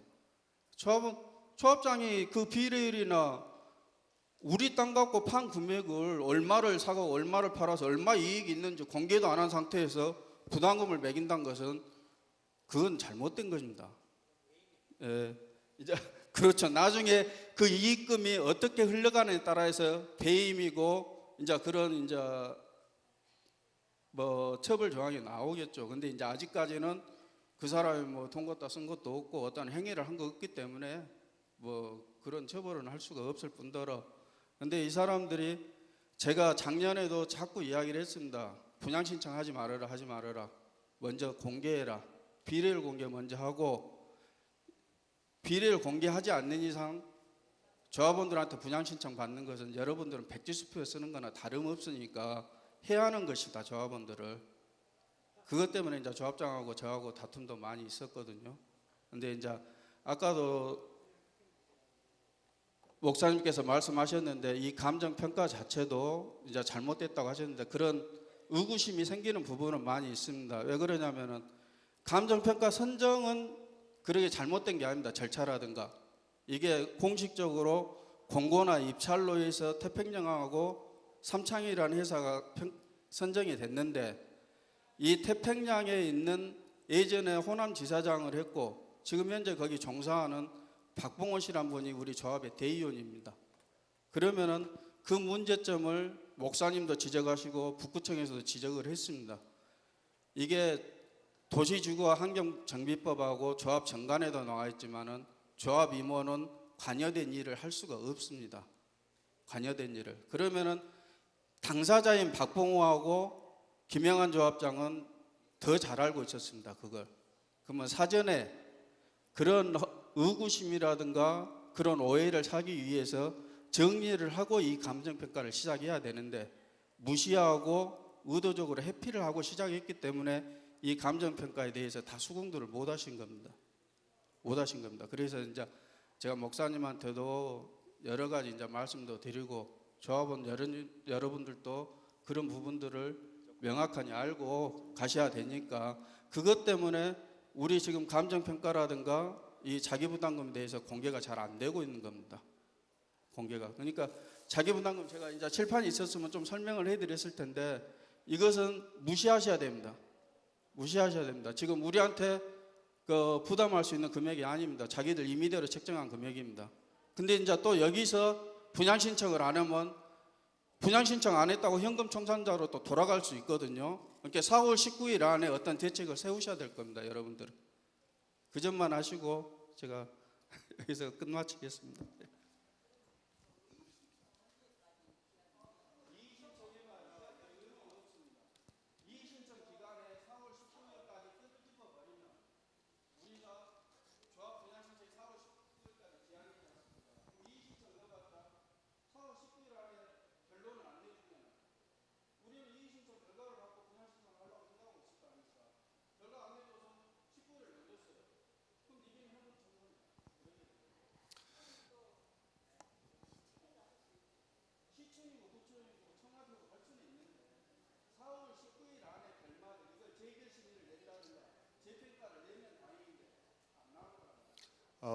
지금 이렇게 답변해 주신 분은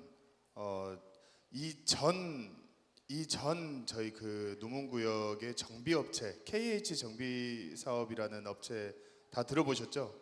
올해 2월 달에 K업체 정비 사업이라는 업체를 해임하고 지금 새로운 정비업체가 지금 들어와 있는데 그 정비업체에 상무를 지내셨던 분이시고 광주 시내 여러 이 재개발 사업을 도맡아서 하셨던 굉장히 이제 전문가라고 좀 말씀드릴 수 있는 분입니다. 근데 이분이 하셨던 말 중에 방금 답변하셨던 말 중에 백지수표라는 단어 있었잖아요. 정말 위험한 계약이 될 수 있다라는 위험을 저희한테도 여러 번 이야기하셨고 지난번에 주민들 좀 소규모 주민들 모이셨을 때도 그때 이야기하셨는데 그 이야기 좀 잘 이렇게 들으셨으면 좋겠습니다. 그리고 한 가지 또 이렇게 질문 있으신가요?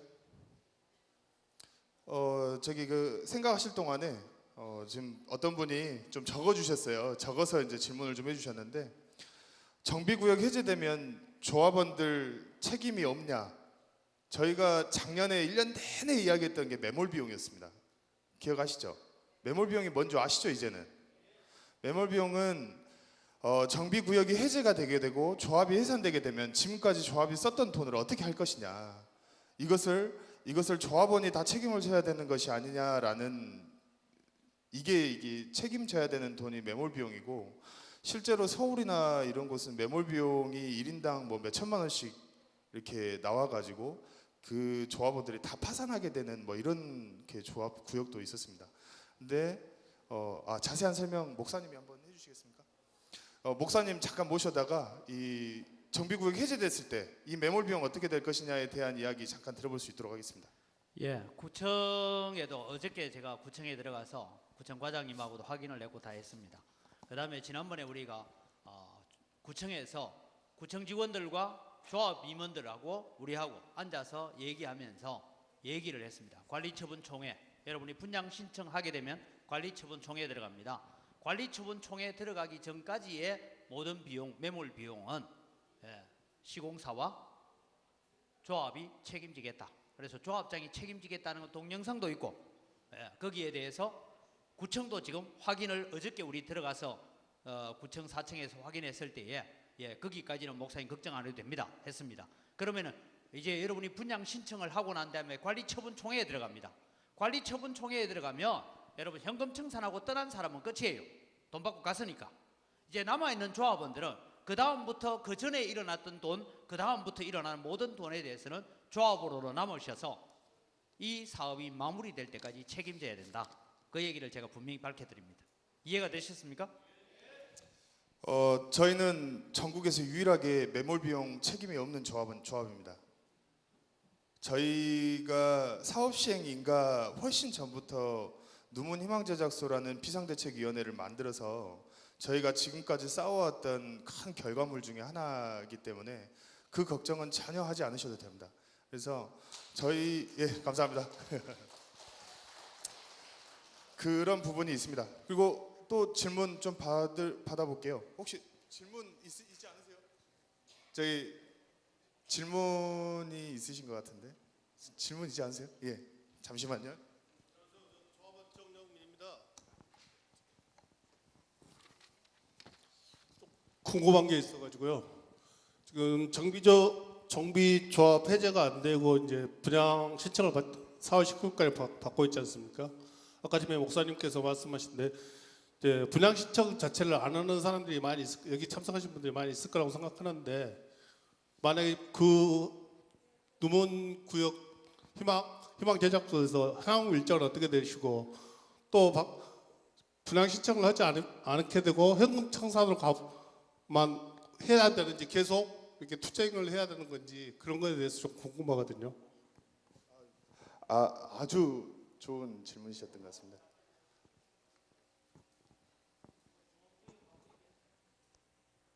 예, 제가 말씀드리겠습니다.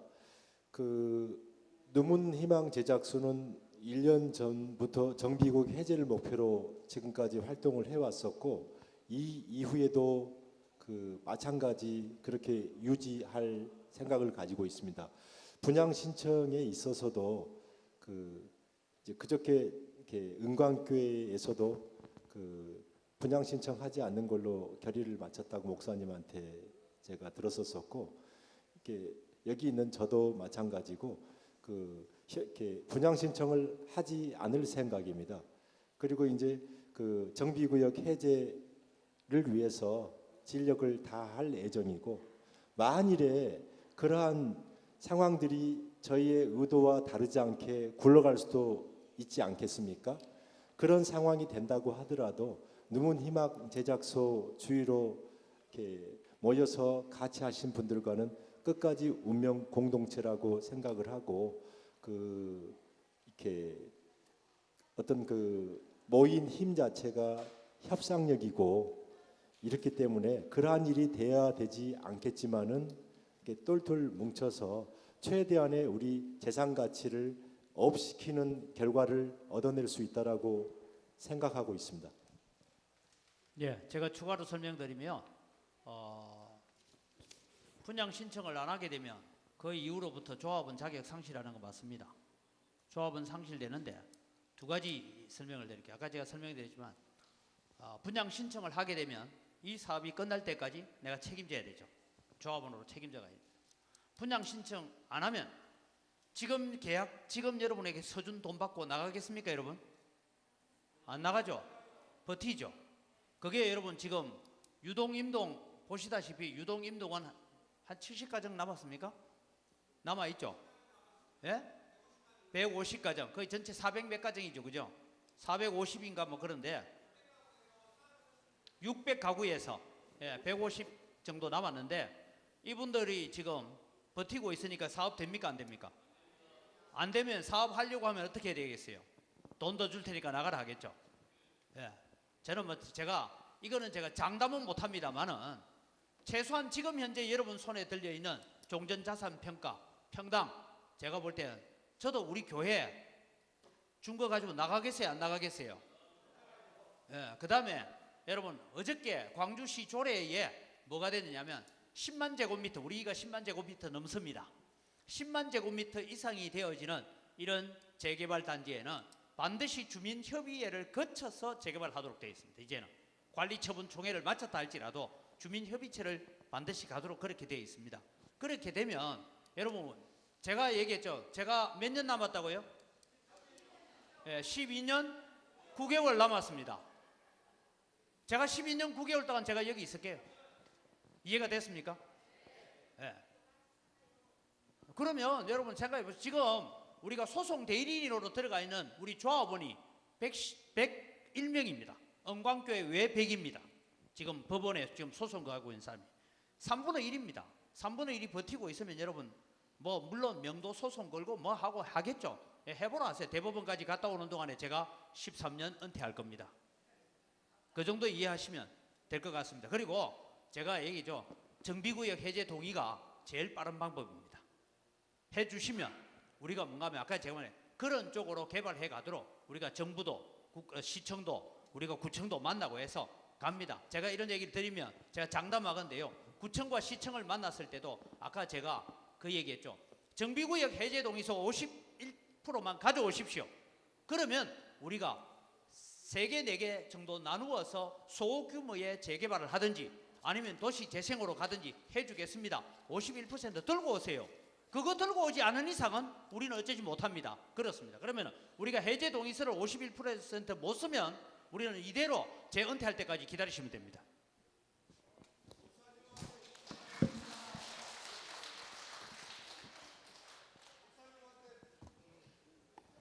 목사님한테 질문 하나 드리겠습니다. 설사 최악이 된다 하더라도 여기 마을 주민 10집이라도 계속 지속적으로 반대하고 있다면 끝까지 여기 남아 있으실 거니까 질문에 답해 주십시오. 제보고 예. 얘기했잖아요. 제가 12년 9개월 남았다고. 12년 9개월 뒤에는 어떨지 몰라 내가. 그럼. 그때까지 기다려 주실 겁니까? 예. 감사합니다. 저희 참고로 이번 수요일 날 지난 수요일입니다. 지난 수요일 날 우리 교회 장로님들이 다 모여서 결론을 하나 내렸습니다. 무슨 결론 내렸을까요? 아니요. 우리는 분양 신청 안 한다. 분양 신청 안 한다는 건 무슨 의미를 가지는지 알겠죠? 예, 끝까지 가보자. 예, 그 얘기입니다. 분양 신청 안 하기로 했고 그것을 우리 장로님들이 결정을 했고 곧 우리 교회는 또 민의를 거치는 공동회의를 거칠 겁니다. 예. 그런데 저도 분양 평가서 받아들고 이 돈 들고 어디 가란 말이냐 그런 얘기입니다. 네, 답변 되셨을 거라고 들으시고 저 이렇게 답변 되셨는가요? 네네. 그 지금 이게 저희가 마을 돌아다녀 보면 이렇게 동네 사람들끼리 모여서 하는 이야기가 은광교회가 이미 넘어갔다, 조합하고 협의 끝났다라는 이야기 들어보셨죠? 저희는 옆에서 듣고 있으면서 그런 이야기를 이렇게 저희한테도 이제 들려주세요. 누군가가 이제 그러면은 이렇게 참 이렇게 우습죠.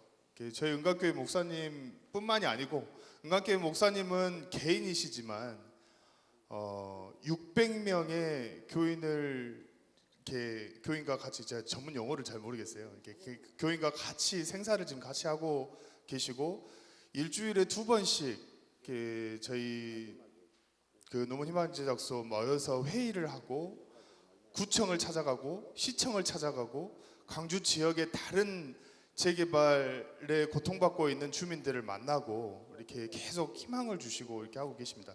그래서 은광교회가 흔들린다라는 거짓말은 절대로 믿지 마시기 바랍니다. 그리고 은광교회뿐만이 아니고 저희 노문구역에는 커다란 이렇게 종교 단체가 하나 또 있는데 아신가요? 모르시는 분들 있으실 거예요. 이 보광법당이라고 생긴 지 상당히 오래됐죠. 예? 그렇죠. 보광법당 같은 경우는 거의 문화재급의 어떤 건축물이고. 네. 우리 그 보광법당 이게 스님 모셔다가 한번 좀 이렇게 말씀 한번 드릴 수 있도록 하겠습니다. 박수로 한번 모셔주십시오. 반갑습니다. 보광법당 주재 스님입니다. 저희도 분양 신청 절대 안 치료했고요. 우리도 끝까지 갈 겁니다. 예. 아주 짧고 간결하지만 결의에 찬 이렇게 이 발언이셨습니다. 그래서 지금 보광법당 같은 경우는 재개발 그 추진이 단계에서부터 처음부터 지금까지 재척을 요구하셨었어요. 근데 재개발이라는 게 이게 주민들이 자기 의견과 상관없이 투표 도장 찍어버리면은 다 이렇게 강제 수용되는 전두환이 때문에 그런 것 같습니다. 아, 네.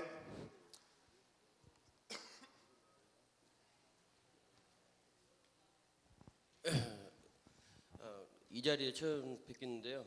권리에 잠자는 자는 보호받지 못한다는 말이 있습니다. 저희 아버지는 처음부터 조합 참여를 안 하시고 이제 조합이 행정대가 당연 조합원이 되셨어요. 그 당시에는 은광교회도 마찬가지 이렇게 동의하신 걸로 알고 있고, 예? 그렇게 돼가지고 이렇게 막상 설치하면서 어떤 시점에서 입장이 변경이 됐는데 제 입장에서는 처음부터 반대를 했고 진행하는 것을 반대를 했는데 어느 순간에 이렇게 이제 상황이 바뀌었지 않습니까? 저는 지금 이 시점에서 아버지께서는 갈팡질팡을 하고 계세요. 저도 마찬가지. 예? 이제 저도 이게 보면은 지금 분양 신청하는 거에서 나와가지고 분양 신청을 하면서 조합 해지 동의서 썼습니다. 근데 지금 분양 신청에서 두 개 할지 양다리를 같이 해야 될지 그런 개인적으로 아버지 그 심정이 있어요. 예. 어느 것이 더 빠르겠습니까? 조합 해지가 빠르겠습니까? 분양 신청하는 게 더 빠르겠습니까? 예.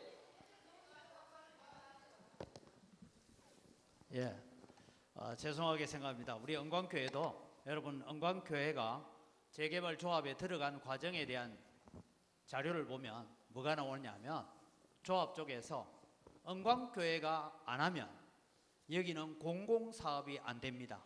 교회가 양보해 주십시오. 그렇게 해서 그 자료들이 다 있습니다. 그래서 교회는 처음 이 지역이 공공사업으로 가니까 교회가 손해보더라도 가야지 했습니다. 근데 제가 말씀드렸죠. 뉴스테이 사업이 공공사업이라고요? 미래의 새 돈 벌게 하는 사업이고요.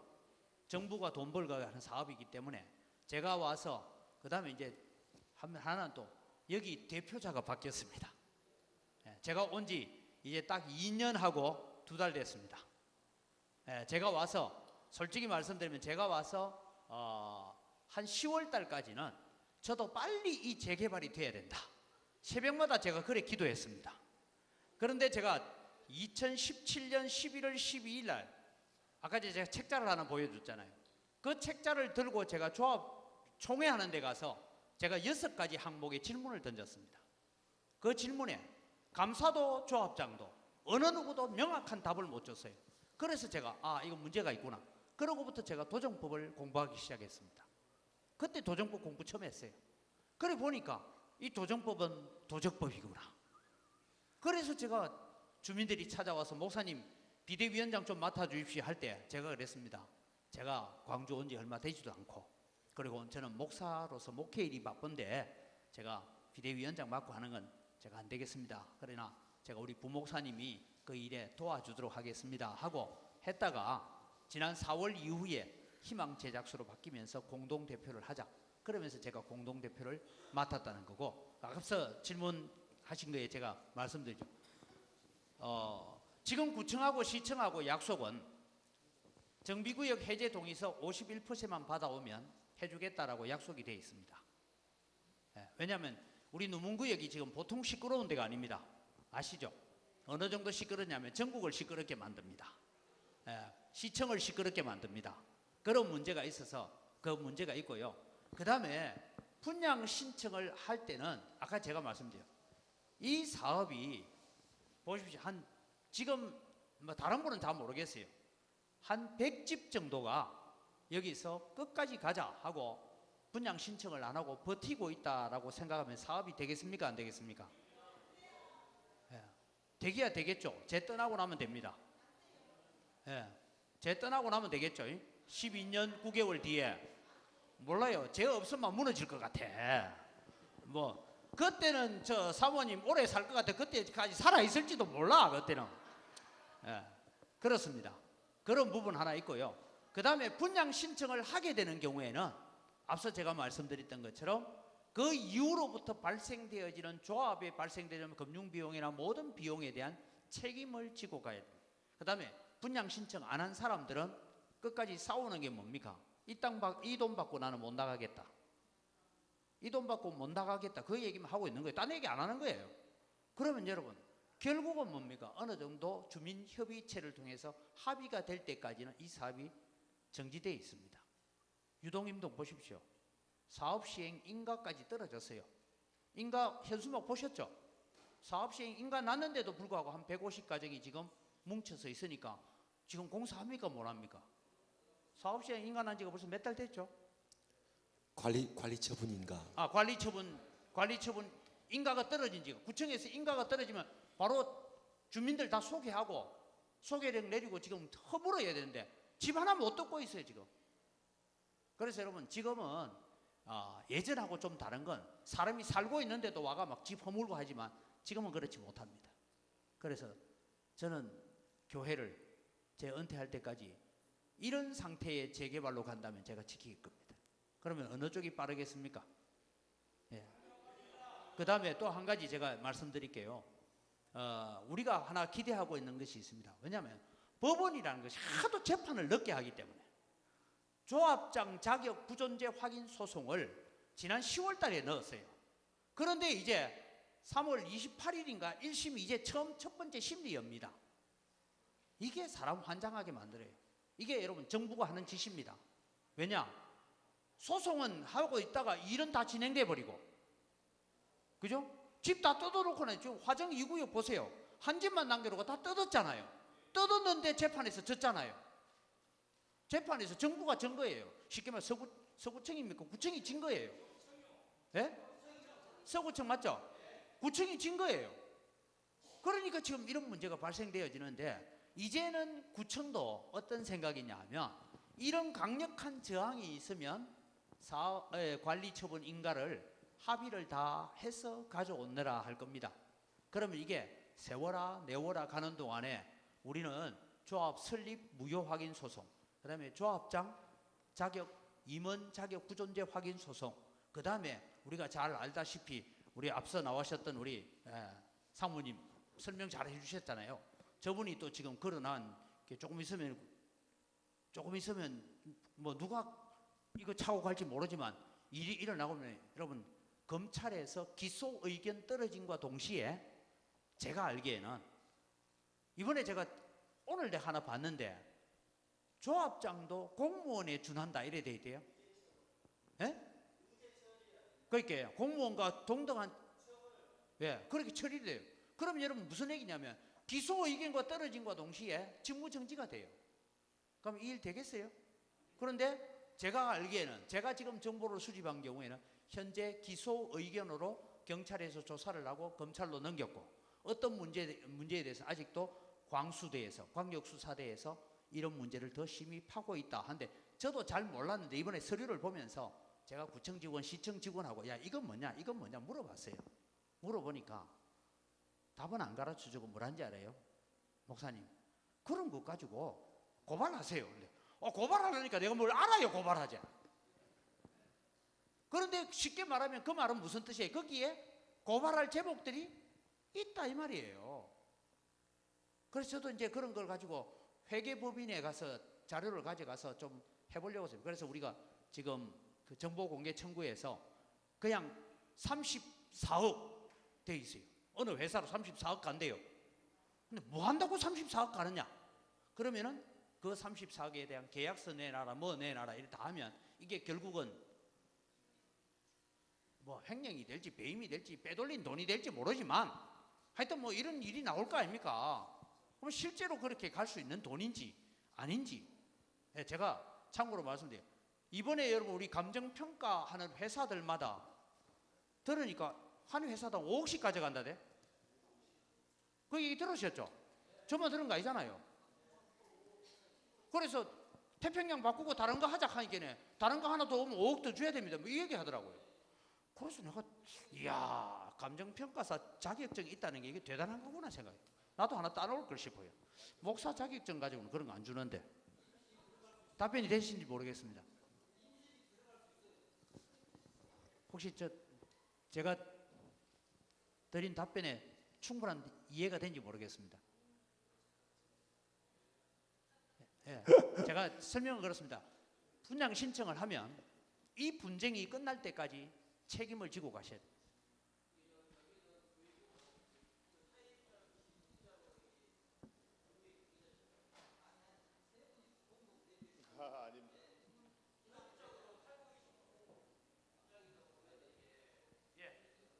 저도 살고 있죠.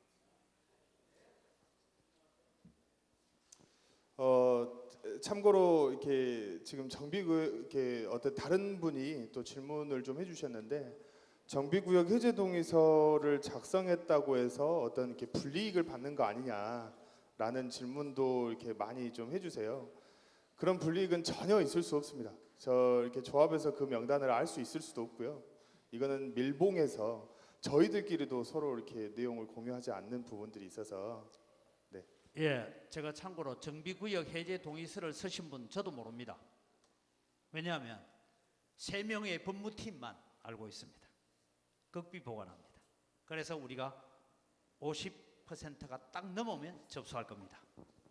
이해가 되시죠? 왜냐하면 이게 제한테도 알려주면 저도 어디 가다가 말 끝에 누구 썼다라고 말할 수 있기 때문에 딱 3명의 법무팀만 알고 있고 금고에 딱딱 넣어놨다가 숫자 딱 헤아려서 딱 나오면 갑니다. 그것만 이해하시면 되겠습니다. 일단은 지금 현재까지 대략 한 5%에서 10% 정도가 좀 부족합니다. 근데 5%에서 10% 많다라고 생각할 수 있겠지만 저희 조합원 총수 360명이거든요. 10% 부족하다고 해도 36명이에요. 36명만 쓰면 지금 안 쓰신 분들 몇 명만 한 명씩만 데리고 오셔서 써주시면 금방 정비구역 해제 가능합니다. 그리고 지금까지는 저희가 이 논문 희망 제작소가 어떤 다른 욕심이 있어서 우리가 어떤 새로운 조합을 만들어서 이렇게 하려고 하는 그 어떤 욕심이 있어서 욕심이 있다라고 보여질 수 있어서 저희가 다른 계획에 대해서 말을 좀 아꼈어요. 하지만 지금은 2판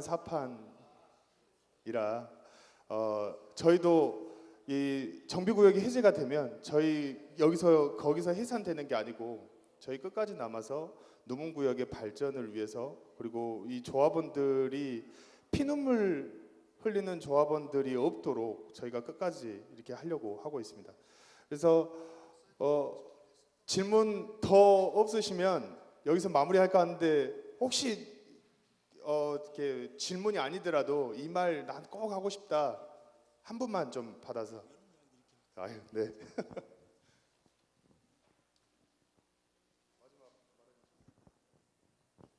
아실랑가 모르겠습니다. 이기영입니다. 여러분들이 유문동에 사신 동안 모르는 점도 있고 아는 점도 있어요. 뭐냐 그러면 여기가 80%가 임대입니다. 8년 임대, 20%가 분양입니다. 이런 동네에서 섞어서 못 삽니다. 절대 못 살아요. 우선에 젊은 사람들이 애 낳아도 분양하고 갈라져 버려요. 그 속에서 어떻게 학교 보냅니까? 이거는 말도 안 되고 최초의 분양이었어요. 6번이나 안 되니까 업자가 안 들어오니까 변경 신청을 돌린 거예요. 마지막 나쁜 것이 뭐냐 하면 아까 뉴스데이 임대로 돌아가 갖고 이걸 아주 얼처구니 없는 것이에요. 얼처구니 없는 것. 분양이 아닙니다. 취락 개선 사업 누가 짓냐? 우리가 인간만 주면 조합장이 짓는 겁니다. 조합장이. 이걸 아셔야 돼요. 꼭 아셔야 돼요. 분양이 아닙니다. 분양은 아까만 뭣도 있고 그래요. 이걸 주시를 하셔가지고 여러분 돌아가시면 내 재산 내가 지킨디 알고 지켜야 해요. 모르고 지켜봤자 이거 이리 아시면 되겠습니다. 감사합니다. 네. 이것으로 제5차 노문구역 주민총회를 이렇게 남아 계신 분들의 힘찬 박수로 마무리할 수 있도록 하겠습니다. 수고하셨습니다. 그리고 혹시 정비구역 해제동에서 지금 안 쓰신 분들 밖에서 지금 받고 있고요. 저희가 은광교회 1층 이 건물 1층에 그 노문희망제작소 사무실을 만들었습니다. 그래서 지금 당장이 아니더라도 이번 주 뭐 이렇게 분양 신청 전까지 그곳에서 정비구역 해제 동의서를 계속 받고 상담 또한 해드릴 수 있도록 할 테니까요. 이렇게 시간 되시는 분들 오셔서 이렇게 많은 이용 부탁드리겠습니다. 아무튼 오늘 긴 시간 수고 많으셨습니다. 감사합니다.